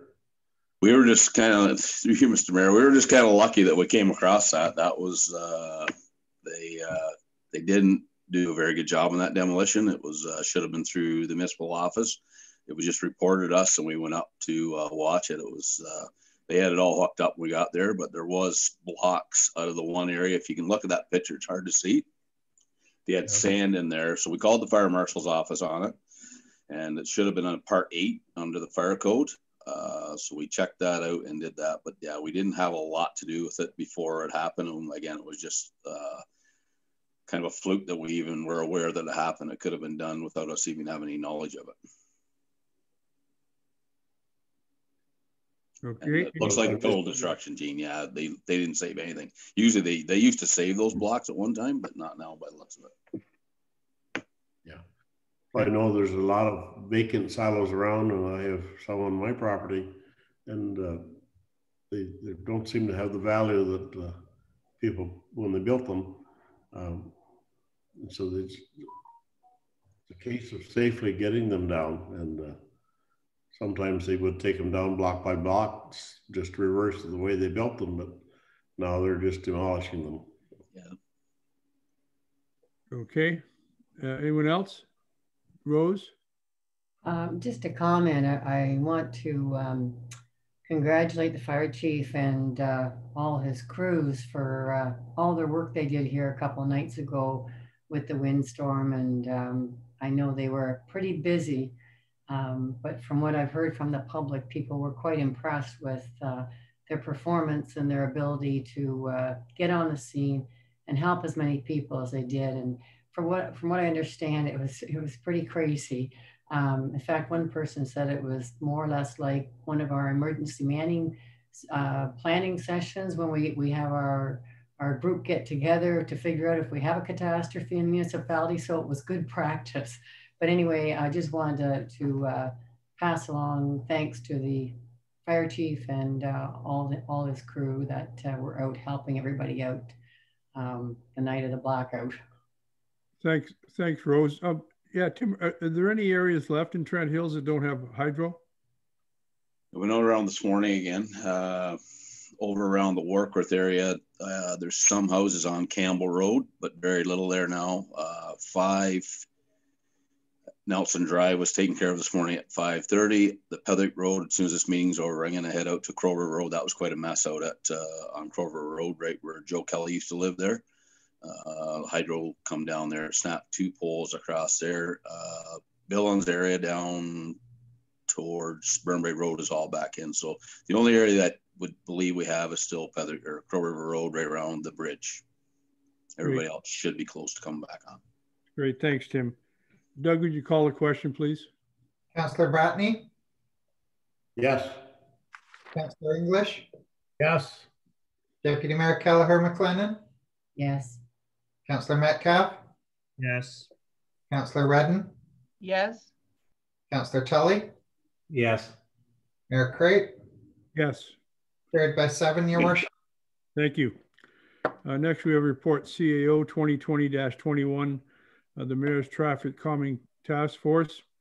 Be resolved that staff report CAO 2020-21 from Lynn Phillips, Chief Administrative Officer. Read the Mayor's Traffic Calming Task Force be received for information. The Mayor's Traffic Calming Task Force be established in accordance with the terms of reference attached to staff report CAO 2020-21, and that we someone be appointed as the second member of council that participates in the Mayor's Traffic Calming Task Force. How do we want to fill the blank before we vote, or how do you want to do that, Doug? We will need the name, Your Worship. So if council can agree on the name, then we can have the mover and seconder. Okay, I'm sure that everybody will want to jump in on this. So volunteers. I'm not a volunteer. Your Worship, no, I'm not a volunteer, but I'd like to make a comment on this because I think that the next item of information links very directly into this, and whether we can sort of discuss or bridge the two with conversation, because I have been involved, and I'm not volunteering for this position by any means, but I think that some of the discussion around the four-way stop and traffic leads directly into the traffic calming and the issues related to it. So I didn't know which councillor it was that initiated the discussion. I'm suspicious of it, but I think perhaps whoever fesses up that they started the discussion around the four-way stop might be interested in participating with yourself. That would be my suggestion. I thought that might transpire, and I'm not giving out any names, but there used to be 3 pictures on the wall. Well, and I think oh, now there's only 1 picture on the wall. I think yes, Mike would be a good one. We do have 2 people already on police services, so you know, I don't know whether Mike, you'd like to volunteer. I believe, as Kathy does, that the next report sort of involves this report directly, and I would ask that and we do have we've received word from the OPP that they want to participate in this task force, and I think, I mean, my whole thing behind discussing this with Lynn is that we are paying $2.4 million for police protection, and I understand that, you know, they have certain things that they have to do, but when there's a situation where I would think that every one of us could put together a list of streets and places and areas where we have people phoning us and discussing their problems with traffic, that we should have a better handle on this. So I guess Mike, did you volunteer? Did I see your hand go up? I did scratch my face. Okay, so I can volunteer to help on that committee. I do think that currently the Bridge Street South and Bay Street intersection is a separate discussion, which I would still like to have on this agenda, whether it flows into the traffic calming task force or not. I think it warrants a discussion further than just traffic calming or pedestrian usage. That's fine. Well, I appreciate your volunteering. And I agree. I mean, the next item up it needs discussion, and we need to look at ways that we can do something to ease that situation. So with that, I will read the resolution, and then we will proceed. Be resolved, the staff report CAO 2020-21, Lynn Phillips, Chief Administrative Officer, Mayor's Traffic Calming Task Force be received for information that the Mayor's Traffic Calming Task Force be established in accordance with the terms of reference attached to staff report CAO 2020-21, and that Councillor Mike Metcalf be appointed as the second member of council to participate in the Mayor's Traffic Calming Task Force. Could I get a mover and seconder?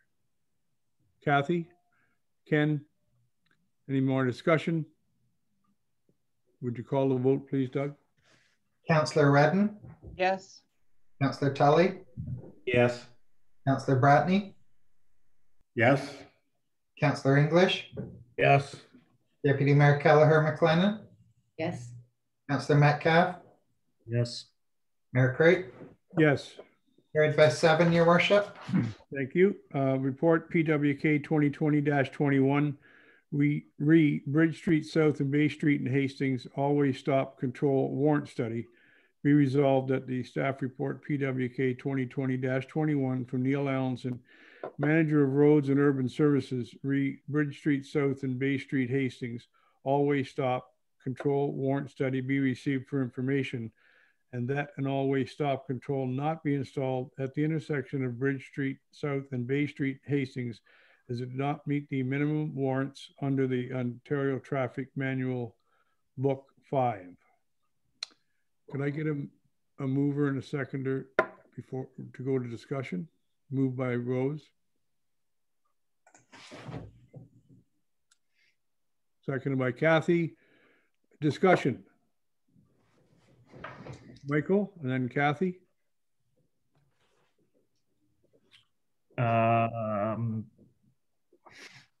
So I did bring this forward back last year to both Lynn and Neil's attention. I got quite a number of concerns from the public on this intersection.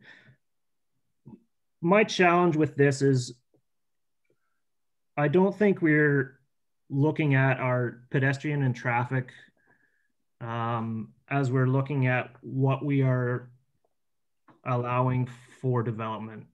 We need housing. We are encouraging development in certain areas. And I think we need to now look at traffic flow and pedestrian flow at the same time. With this intersection specifically, we've approved 4 builds in the Batavia subdivision on Bay Street at the end of Bay Street, which exponentially changed the number of housing units on that side of the highway, of the main street there. With that, we've also approved a subdivision development on Water Street on the same side of that road. We've encouraged usage of our recreation facility of the field house on the opposite side of that road, as well as park space and soccer fields. But I don't think we looked at how people can properly access and move around in that community. On the south side of the swing bridge there and the county bridge going across the Trent River, there is no safe access unless there is a crossing guard allowing pedestrians to cross at certain times during the day. And with the amount of traffic that goes through there, something really needs to be done about the safety if we're going to continue to promote the building and expansion of communities. Something that, and everyone got the letter. I mean, it is a little bit challenging to know that the study was done on a Wednesday. There's some really good points that came back in the letter that I would say if it was done on a different day, we'd get a lot of different numbers from the study, and we'd be closer to being able to say that that intersection is approved of a 4-way stop. The numbers aren't too far off. And if we did this study through a Friday to a Sunday, I'm almost positive that we'd be pretty close to having the numbers to warrant a 4-way stop at that site. I think it's troubling that the code says we have to have where is it here?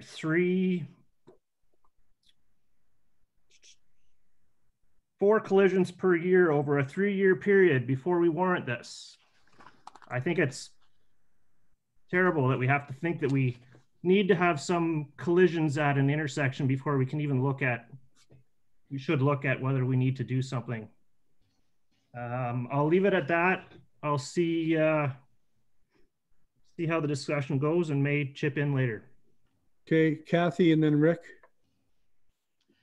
Yeah, I guess I could echo a lot of Mike's comments around some of the perhaps short-sightedness we've had over the years in terms of how growth and development was going to impact on our transportation, our pedestrians, and our networks through the community. And it's kind of difficult to correct some of those things after the fact. But I think the first is kind of to step back and take that big overall picture. And a number of what I think Mike has stepped up to address in bringing this forward is the same sort of thing that happens in all of our urban centers and even some of our smaller ones, even such as Hort Station, where you've got substantial traffic going through and at times a various number of people trying to get from one side of the road to the other, or school buses, transit, all kinds of issues come into play when you're dealing with traffic as it is now. And I think back even to this weekend in Campbellford and the cars and managing the traffic we saw go through there. It's something that's why I really support what I think you gentlemen are challenged to do, and we'll be working with the OPP to do on a bigger picture. For this one, I agree there are some real concerns in the area, and especially on the south side of the bridge, as you say, there's no real way unless the crossing guard is there. If you've sent your kids down to go along the sidewalk and cross over for whatever reason, or seniors or whomever. Although I have to say at one time, there was a lot of comment about Campbellford becoming the community of 4-way stops. And I do recall a number of conversations and pushes back and forth between staff and councillors on the use of the 4-way stops, why they were put in place and the reasons for putting them there. And I do have to respect the rules and regulations that are put there. The unfortunate part is when you get to that gray area and you know, whether you've had 3 accidents or 2, how many are enough to make that decision. So I think in this situation, I'm even though I see the importance of the of what the local residents, those who wrote the letters and those that I know have spoken in the past, the importance of what they're saying, I think it just adds more relevance to having this committee go forward and bring back information with proper data that's taken at a good time, where we respect the decisions and the recommendations because we respect how they were brought forward, and that we're all confident that that's what's being said is being said. And I think there will be probably a fair amount of overflow onto the other communities, whether it's Workworth that has issues as well around county roads going through it, Campbellford, and as I said, some of the other smaller parts. But in this case, I would have to respect the recommendation, but I think it's coming back to us, and with more information, I hope in the future. Rick, I'm sorry, Rick. Yeah, thank you, Mr. Mayor. First of all, I'd like to thank Mr. Manning for his comments that he made in his letter. I thought they were very, very valid. It was a letter put well together. Having been involved in these things in my county life, this reminds me of the intersection of Workworth at County Road 29 and 25. For those of you that don't remember, that was only a 2-way stop many years ago. Some of the warrants that are needed in a traffic study like this, I don't always agree with. The one point being you shouldn't use this as a way of slowing down traffic, which I don't agree with, because when you're stopped, you do slow down traffic. I know the one on 29, 25, people wouldn't give it back now the way it was before. It did slow traffic down, especially from 29 West, where traffic used to go right straight through, and now they have to stop. So that is a traffic calming device that was used there. I do agree something needs to be done around there. I went to Hastings myself on a Sunday afternoon and had to wait several minutes to pull out of Bay Street. Bay Street, it would be east, I guess. And it did take a while. And then I thought this morning also of the benefit it might help also for pulling out of the gas stations, both sides. It can be very, very hard sometimes pulling out of there. So I think it warrants another look. I'm glad this committee is being struck up, and if not a four-way stop, although I think that I tend to agree it might be needed there, some sort of traffic calming I do believe needs to be done. And that's all I have to say. Thank you. I agree. I agree wholeheartedly that we need to do something there, and it's. But I don't agree with a four-way stop, and I'll give you a reference point. For anybody that goes north on Highway 28 to Lakefield on a weekend, there used to be, and they just changed it to lights last year, at the corner where the Warsaw Arena is. That was a four-way stop, and on a Sunday of a long weekend, I ventured up there one day, and cars coming from the north-south. I counted 300 cars in a line because they all had to stop at that stop sign. And I envision the same thing happening at Bay Street and Bridge. But what I do think we can do there is look at maybe a pedestrian crossing, a full pedestrian crossing, with lights and everything, so that it's would work. I mean, we do need something. I look at, and much to what Mike has said, all the people walking from the Batavia subdivision and coming down Water Street, there has to be a way to get them across the street more safely. And there are a large number of young people, especially now with the soccer field and the dome and all the rest of that. So I think we need to look at something there, but I really don't think a four-way stop. I think it will just cause us more problems. It would be on a weekend, it would just be crazy. But nonetheless, I think we should be looking at maybe a pedestrian crossing or lights. But something that allows traffic to flow and not make everybody stop all the time. I mean, I think even lights slow people down, but nonetheless. Michael? And then Rose. Thanks. Another point in this book 5 of regulatory signs is where the protection of pedestrians, school children in particular, is a prime concern. This concern can usually be addressed by another means. Is there any, Neil, I don't know if you have any input on other means. I know we talked about this when we were first having discussions about this intersection, but do you have any input on that? Through you, Mr. Mayor, as it's already been said, the only time that pedestrians or school children, and Book 5 talks about school children, in that case, the crosswalk guard down at Water Street.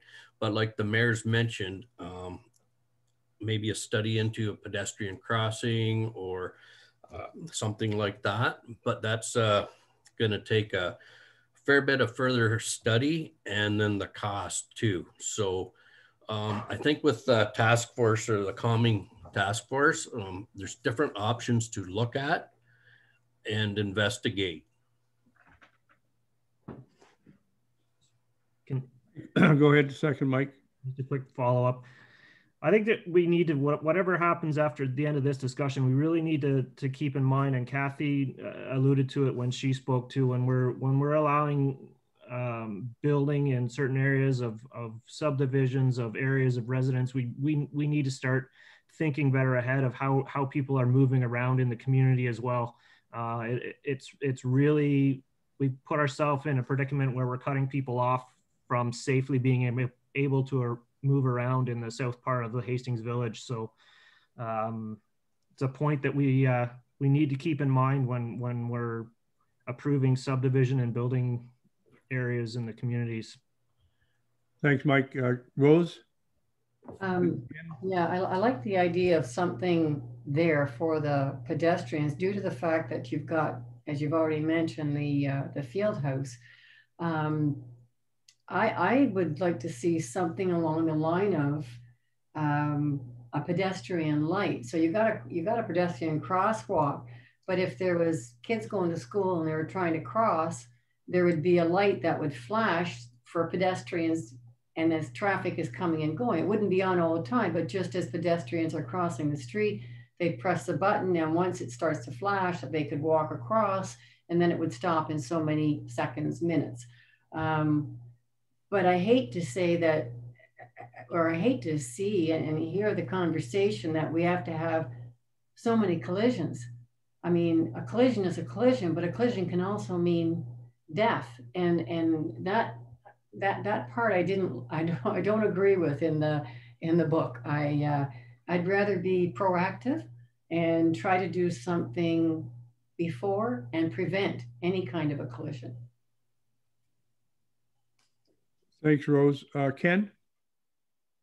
Yes, through you, Mr. Mayor. I didn't know if even short term, because I think there's a lot has to be done to come up with a long-term solution, but would the county install a sign saying hidden intersection? Because Bay Street is very popular, because if you come down Water Street and try to turn left with a bridge, you have poor sight lines at the bridge. So there are times I have cut across to come out of Bay Street, and either of those two intersections are extremely hazardous. So I would say yes, something for long term, but could even the hidden intersection sign be placed short term?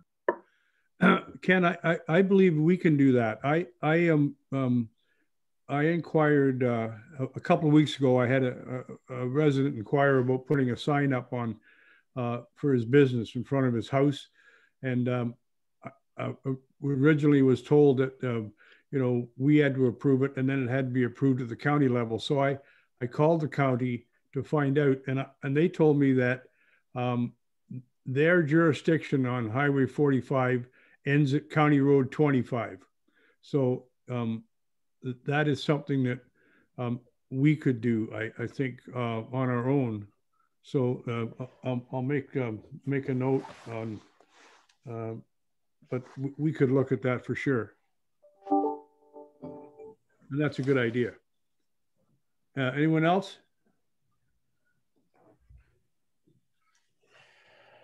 Okay, I'll call the question, please, Doug. Deputy Mayor Kelleher McLennan? Yes. Councillor Metcalf? No. Councillor Redden? Yes. Councillor Tully? Yes. Councillor Bratney? Yes. Councillor English? Yes. Mayor Crate? Yes. Carried by 6, Your Worship. Thank you. 2. Okay, we are at report PWK 2020-25, 2020 Water Capital Budget Reallocation of Funds. Be resolved that staff report PWK 2020-25 from Scott White, General Manager of Infrastructure Renewal and Public Works Administration, read the 2020 Water Capital Budget Reallocation of Funds be received for information, and that the reallocation of partial capital funding of $190,000 from the Calford Filter Under Drain Replacement Project to the Supervisory Control and Data Acquisition Integration Computer Terminal and Programmable Logic Control Replacement at the Calford Water, Camelford, Workworth, and Hastings treatment facilities be approved, and that the quotation received from WSP Canada Inc. in the amount of $179,634 plus HST be accepted, and that a further funding contingency be to an upset limit amount of $10,000 be approved. Got to get a mover and seconder for that, please. Moved by Ken. Second by Mike. Any discussion? Call the vote, please, Doug. Councillor Tully? Yes. Councillor Bratney? Yes.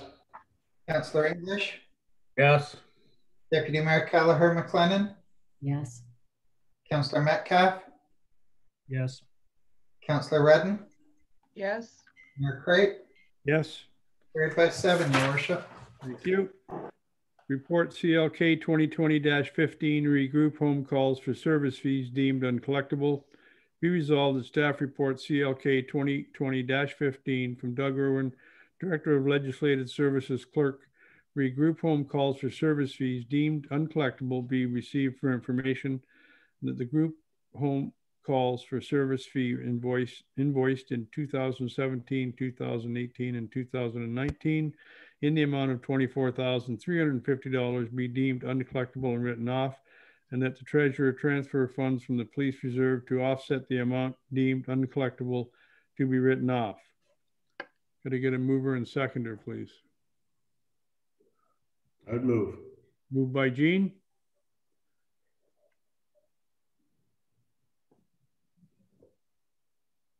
Seconded by Kathy. Discussion? Call the vote, please, Doug. Councillor Bratney? Yes. Councillor English?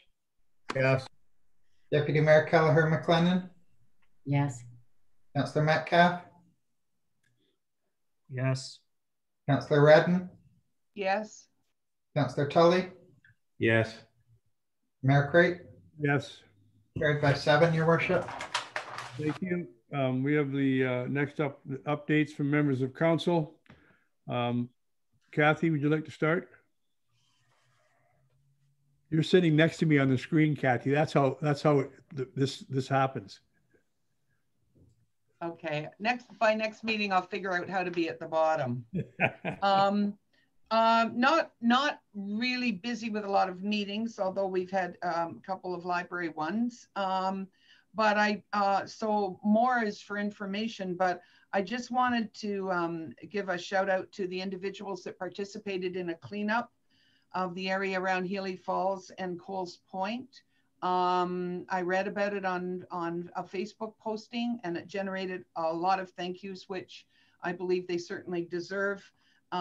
This is one of those community-driven initiatives that I think we should be so proud of, that they're done in response to needs that our residents see. And I guess they noticed a lot of mess down along the river in an area that had been well utilized during the summer months.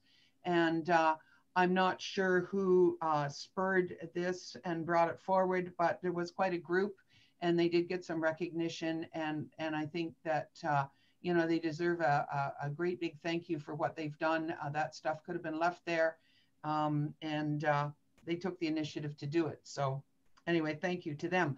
Also, I've had the occasion to speak with an individual who was quite concerned about some of the hunting that was taking place adjacent to his property, and also had some individuals have to cross his property because they had wounded an animal and needed access to track it. So in conversation with staff, as well as some hunters, learned a fair bit. I guess the key concern from this individual, aside from wanting to know what regulations the municipality did or did not have in place and the kind of control we could have, the key concern was that with the growth and development that we're approving along our rural roads, the number of houses that are appearing back on side lanes and the development on properties, combined with some of the previous hunting practices, caused him a fair bit of concern just around the safety of it all. And he may be pursuing this with a letter. I do know that from talking with Jim, I think we do have one bylaw, or one that we're able to put in place. It's from years ago about the discharge of firearms in Campbellford. I'm not sure about the rest. Most of the regulations lie under the Ministry of Natural Resources, and any good hunter that's had their training will respect the private properties and all those rules and regulations. But it is something that I've heard from others when they wake up in the morning or in the evening, whenever hunting is going on for whatever reason, is feeling the closeness of some of those shots that they hear, and just wondering what it's all about and how it relates to them. So did get some more information, and our bylaw officer is also going to reach out to, I think, hunters and anglers, and ask them just in some of their publications to remind individuals how much closer the residential areas are getting to those farm fields. So learned a lot that way. And I guess the other thing is, and I think the deputy mayor may bring forward some from the BIA, but our parade in Campbellford, Seymour is going to be more of a, well, it's changing a bit. And I think each of the different wards are having changes. Ours is being posted on the website, Facebook page for the chamber. There'll be details from others, but there will be encouragements for individuals to decorate and light up their homes in addition to what's taking place in the entire community, and participation to residents in all areas to do that decoration, as well as the Campbellford Parade Committee is setting up a contest and some awards for that, as well as on the day of the parade, which would have been November 28th, an opportunity to participate in sort of a scavenger hunt kind of a thing. More information is coming out, but we're hoping to, light up the night, add a little bit of fun to what's becoming a bit of a dreary month right now. And individuals can go in their bubble, in their cars or trucks or whatever, or walk around and have a roadmap of where to go and what to see, and participate that way. So there's more to come. So watch the Facebook postings, the websites, and that's about all I have at this point. Thank you very much. Kenneth? Nothing to report since the last meeting. Thanks, Ken. Gene? Not too much to report other than the Lower Trent had a meeting last week, and I've brought up a resolution to council that's going to come up next month regarding this reduction of red tape issue that's coming forward from the government. And it's looking like instead of reducing red tape, it's encouraging it and creating more mayhem. There's a lot of concerns regarding how it's going to impact municipalities and drinking water issues, et cetera, et cetera. So the minister seems to, they had this consultative process that I think all of our council attended in back in the spring. There was 4 of those consults, and they agreed that they were going to implement all the ideas that were put forth. And to this point, and by the sound of the CAAs, there are no good stuff coming out of it, other than just a lot of negative stuff that the people in Toronto have designed to lay on rural Ontario. So that's coming forward. And other than that, I have no other information. Large people traffic around Campbellford to help work at our local businesses. I know the cheese factory and chocolate factory and the doors were very busy. We had supper Saturday evening at the North 52, and they had terrific business on Saturday. We were sold out of, and I've heard that same result from some other restaurants in Campbellford. Plus, you could not get the round. That's great. Thanks, Gene. Michael? Thank you. I attended the virtual HRA, Hastings Revitalization Association meeting. One point to bring from that is they're organizing a Christmas on the River in Hastings from November 28th till December 6th.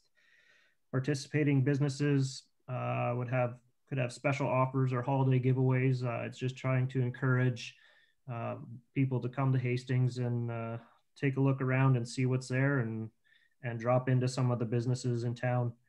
Also participated in the provincial budget report Zoom meeting hosted by NPP Piccini and Minister Phillips, and got some information and insight on some of the highlights of what they're coming out with for their next budget. Thanks, Michael. Rosemary? Yeah, so as Councillor Redden spoke to, the virtual Santa Claus parade is what we had a bit of a discussion last night at the BIA meeting. And so people can drive around and see. There'll be, if you check out the website, the Chamber website, there's quite a bit of information there. So they're encouraging people to decorate their houses and have this virtual tour through the town, but as well as out into the outer skirts as well. So the BIA has offered to do some sponsorship of $500 to the Chamber for their draws. They're doing some draws, and there'll be $50 draws. And so they were going to go with $250, but the BIA decided that $500 might be more appropriate in this time, and we had the money there. So hopefully that'll help encourage people to come out and visit the shops and have the opportunity to get a gift card. It will be just localized, so none of the gift cards will be outside of the downtown the BIA business. It'll be all within Campbellford. And there will be some prizes for the best business decorating in the downtown core as well. So I think the biggest thing to do would be to check out the website. I did check it out last night, and there's quite a bit of information there on what we're planning for our Christmas season. And also just dealing with a couple little things with the library, and it's great to see their recent plan for reopening. And I've got to say kudos to the staff there, because they've really worked hard in all three branches. And they've done a great job to get through the whole COVID experience that we're all going through. So other than that, that's it. Thanks, Rose. Ricky? Thank you, Mr. Mayor. I did attend a very small Remembrance Day gathering in the village in Workworth last week. Also virtually attended Eastern Ontario Trails Association meeting last week, and a very long Lower Trent Conservation meeting last Thursday night. And Councillor Bratney has alluded to all the changes that are proposed by the ministry.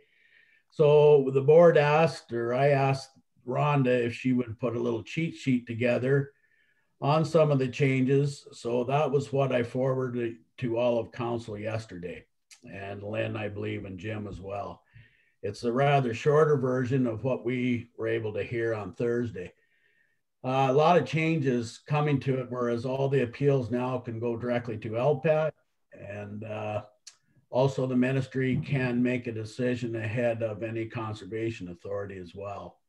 So there are some big changes. A bit of good news from Lower Trent was that the hopefully new logs and a hoisting system will be installed in the spring of 2021. Staff at Lower Trent had an awful job finding a contractor to do it, and Councillor Bratney and myself both suggested contacting Little's Welding in Campbellford, and they were successful and hopefully doing the job for sure, and they're looking at the complete design of it. So hopefully that'll be done in the spring. That's all I have to report. Thank you. Thanks, Rick. Appreciate it. Yeah, I don't have a lot. Yeah, I attended the Remembrance Day service in Hastings. You know, a lot of I guess most of our, as everybody is, it's administration stuff. You know, phone calls and emails.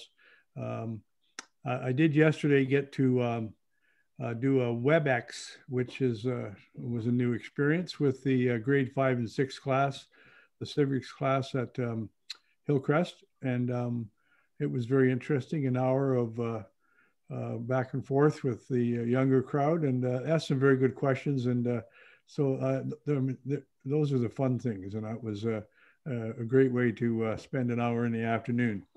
So that's good for me. We're at the consent agenda.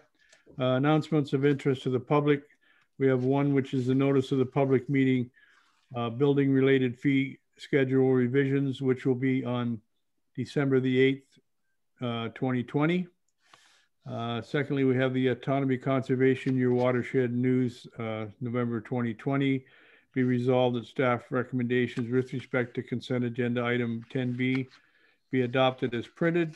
Get a mover and seconder for that, please. Moved by Rick, seconded by Rose. And would you call the vote, please, Doug? Councillor English? Yes. Deputy Mayor Kelleher McLennan? Yes. Councillor Metcalf? Yes. Councillor Redden? Yes. Councillor Tully? Yes. Councillor Bratney? Yes. Mayor Crate? Yes. Carried by 7, Your Worship. Thank you. Correspondence, request to waive fees for the annual Easter egg hunt on April the 3rd, 2021. Be resolved that the correspondence dated August the 14th, 2020 from Andrea Kelly and Alexander Kelly, Hastings Revitalization Association, request to waive fees for the annual Easter egg hunt April the 3rd, 2020 be received, and either the request for the Hastings Revitalization to waive fees for the use of the Hastings Fieldhouse on April the 3rd, 2021 for the annual Easter egg hunt be respectfully declined, and that the applicant be advised of council's decision under the community recreation officer's signature, or that the request from the Hastings Revitalization Association to waive fees for the use of the Hastings Fieldhouse on April the 3rd, 2021 for the annual Easter egg hunt be approved in the amount of $144.08 and that documented as the in-kind contribution pursuant to policy number POL-REC-001, and that the approval is subject to all federal, provincial, Halliburton, Kawartha Pine Ridge District Health Unit and municipal guidelines and regulations that may be in effect at the time of the event, and that the applicant be advised of council's decision under the community recreation officer's signature. Can I get a mover and seconder for that, please? Moved by Rick, seconded by Kathy. Any discussion? Maybe I should ask, what are you recommending, Rick? Moving, I appreciate that. Moving to approve. Thank you very much. Moving to approve and seconded by Kathy. Any discussion? Kathy? Just one comment, and I'm pleased to see the motion has that the approval is subject to the HKPR guidelines and regulations in there. And I guess that what I would hope is in the same way that when these applications have whatever is required in terms of insurance, a copy of that attached to the application, that we also see or staff see an actual hard copy of the procedures that are put in place to ensure HKPR guidelines are taken care of. I think there has been at least one situation where somebody thought somebody else had done it and somebody else thought it had been submitted and they weren't quite sure. And I'm pleased to see this because I think going forward, we need to make sure there are hard copies that everyone can reference. Thank you. Would you call the vote, please, Doug? Councillor English? Yes. Deputy Mayor Kelleher McLennan? Yes. Councillor Metcalf? Yes. Councillor Redden? Yes. Councillor Tully? Yes. Councillor Bratney? Yes. Mayor Crate? Yes. Carried by 7, Your Worship. Thank you. Correspondence, request to waive fees from the Calford District High School 100-year reunion, July 14th to 16th, 2023. Was anybody there when it started? Just a question, sorry. Be it resolved that the correspondence dated October the 5th, 2020 from Dave Sharp, chairperson for the CDHS 2023 Reunion Steering Committee, request to waive fees for the Calvert District High School 100-year reunion, July 14th to 16th, 2023, be received. That the Municipality of Trent Hills work with CDHS 2023 Reunion Steering Committee regarding the use of municipal facilities for July the 14th to 16th, 2023, and that the Municipality of Trent Hills and the CDHS 2023 Reunion Steering Committee continue to communicate with respect to the use of facilities in July 2023. That the details for use of municipal facilities from July 14th to 16th, 2023 for the Calvert District High School 100-year reunion be confirmed in late 2022, and that the application be advised of council's decision under the community recreation officer's signature. Can I get a mover and seconder for that, please? Moved by Rose, seconded by Jean. Any discussion? Just a comment, Mr. Mayor. Yes. This reunion I look forward to with great esteem. It closely follows my birthday on the 12th of July, so it'll be a great opportunity to meet some old friends to pass the time of day. That's good. I mean, I think 100 years, and wow, that's quite an achievement for high school, and Calvert's done a good job. Anyone else? Rose? Just that Steve Nelson, who was used to live here and is a past graduate of Calvert High School, has been in touch with me. We've been communicating back and forth on a number of things that they were asking about, and so I'm confident that I'll still be getting emails coming up regarding stuff, and as they come, I'll bring it forward to council. But this was one of the things that they had emailed me about earlier, and so I'm glad to see that we're going to have a reunion. Hopefully we'll all be there for it. Great, thanks, Rose. Would you call the question, please, Doug? Deputy Mayor Keller, Her McLennan? Yes. Councillor? Yes. Councillor Redden? Yes. Councillor Tully? Yes. Councillor Bratney? Yes. Councillor English? Yes. Mayor Crate? Yes. Carried by 7, Your Worship. Thank you. We're at C. Rick, would you turn off your video, please? Correspondence refunding request for Blue Lou rental.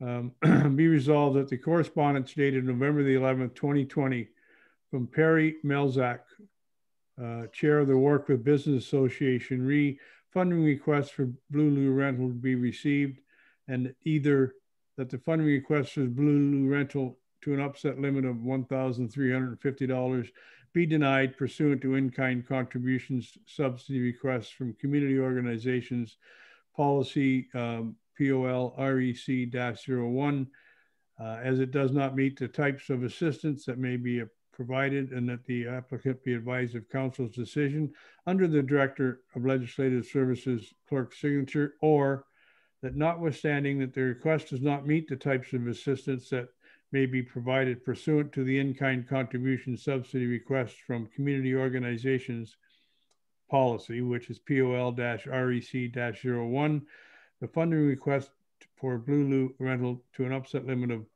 $1,350 be approved, and that the applicant be advised of council's decision under the Director of Legislative Services and clerk's signature.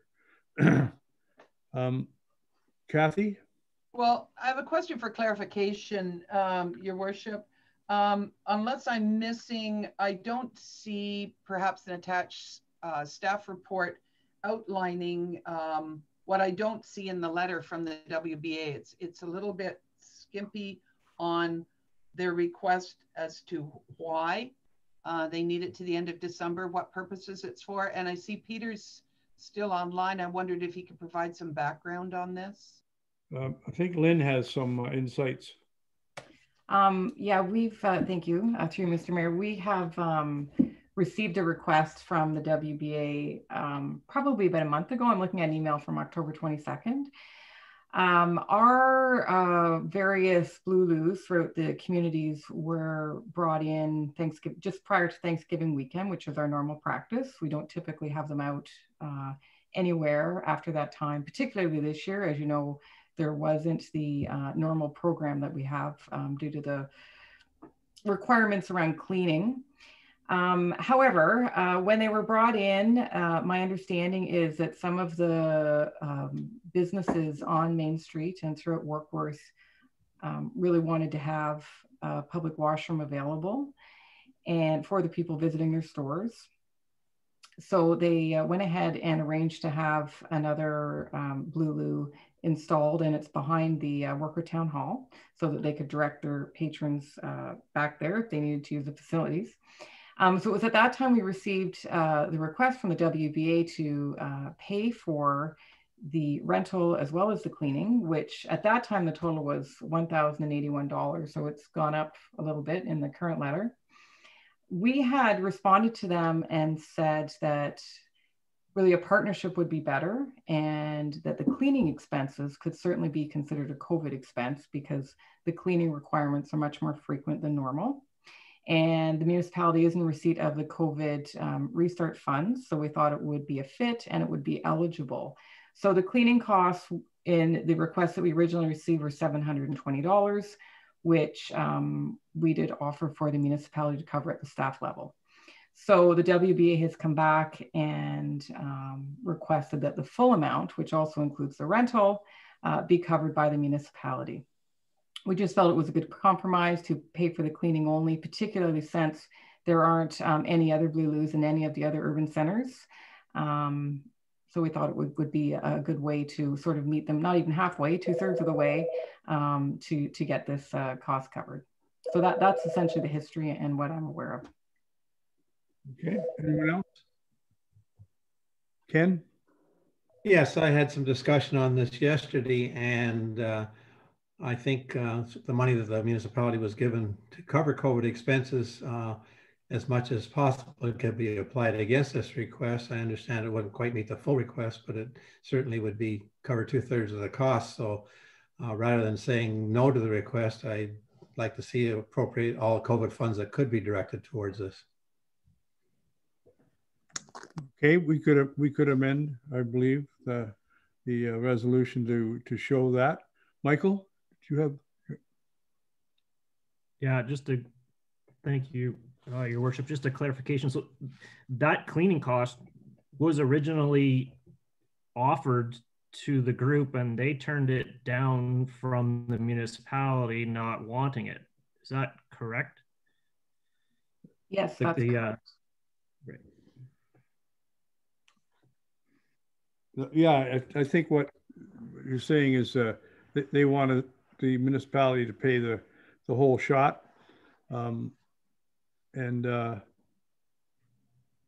guess we could still offer that. We could still offer to pay the cleaning costs and show that as a compromise as far as we're concerned. Anyone? So Doug, would Ken make a Rose? Sorry. Just a quick question. So what happens in Hastings and Campbellford? Like, I know we don't have Blue Loos out, but I guess some of the stores have washrooms and people utilize that. So is there nowhere in Workworth that there's no place like that where? No, apparently during the summer when they were open quite a bit, My Lucky Stars would allow people to use their washroom, but that was the only spot. And with the COVID situation, they're not open as much. So Michael?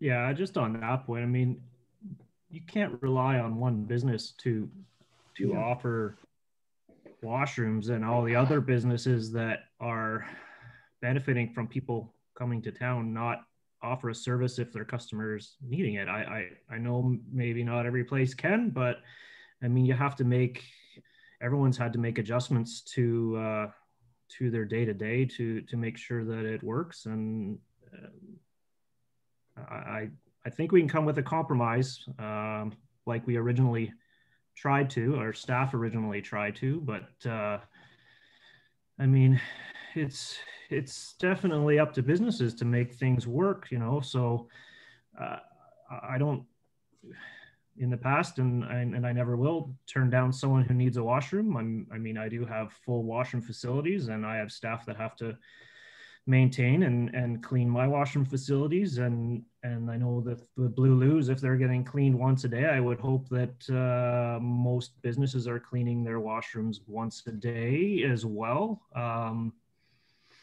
just, perhaps there's a compromise there, but I don't think it falls completely on the municipality to reimburse that service. Okay, thank you. I think Ken has offered a compromise in that we would look after the cleaning costs, which we could take from our COVID situation. So how do we do that, Doug?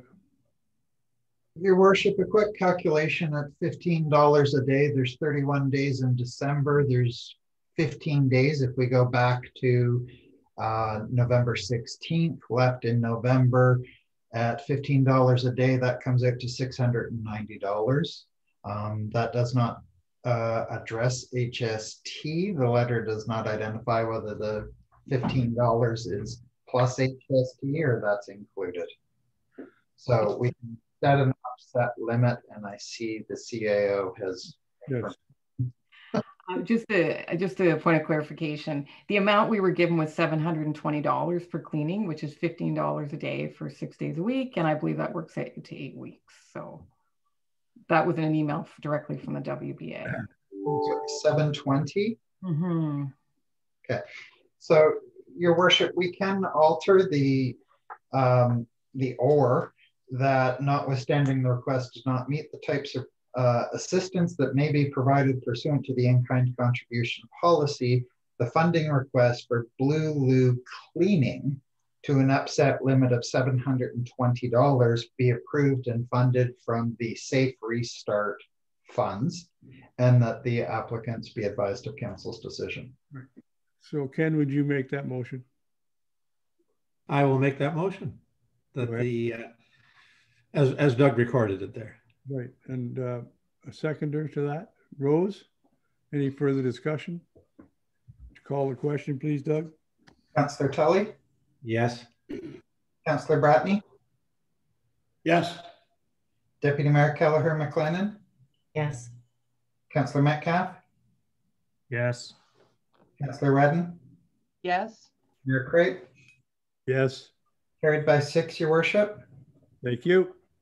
Mr. English, would you care to rejoin us?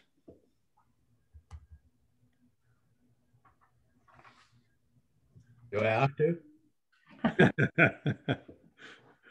Well, I'm not sure what we could do to reprimand you, but I'm sure we would find something that was appropriate. We are now at bylaws. Be resolved that bylaw number 2020-085 and bylaw number 2020-089 be read a first, second, third time, passed, properly signed and sealed by the clerk and mayor. Could I get a mover and a seconder, please? Moved by Ken, seconded by Rick. Call the vote, please, Doug. Councillor Kelly? Yes. Councillor Bratney? Yes. Councillor English? Yes. Deputy Mayor Kelleher McLennan? Yes. Councillor Metcalf? Yes. Councillor Redden? Yes. Mayor Crate? Yes. Carried by 7, Your Worship. Thank you. We have no notice of motions and there's no closed session items. The confirmation bylaw be resolved that bylaw number 2020-091, a bylaw to confirm the proceedings of the council meeting held on Tuesday, November the 17th, 2020, be read a first, second, and third time, passed, properly signed and sealed by the clerk and mayor. Could I get a mover and seconder, please? Move. Moved by Jean. Second by Mike. Call the question, please, Doug. Councillor Bratney? Yes. Councillor English? Yes. Deputy Mayor Kelleher McLennan? Yes. Councillor Metcalf? Yes. Councillor Redden? Yes. Councillor Tully? Yes. Mayor Crate? Yes. Carried by 7, Your Worship. Thank you. Motion to adjourn. We're having too much fun. Well, I can see that. Rick has let me down here. Moved by Rick, seconded by Ken. Call the vote, please, Doug. Yes. Deputy Mayor Kelleher McLennan. Yes. Councillor Metcalf. Yes. Councillor Redden. Yes. Councillor Tully. Yes. Councillor Bratney. Yes. Mayor Crate. Yes. Carried by 7, Your Worship. If you can give me a moment, I will stop the live stream and stop the recording. Thank you.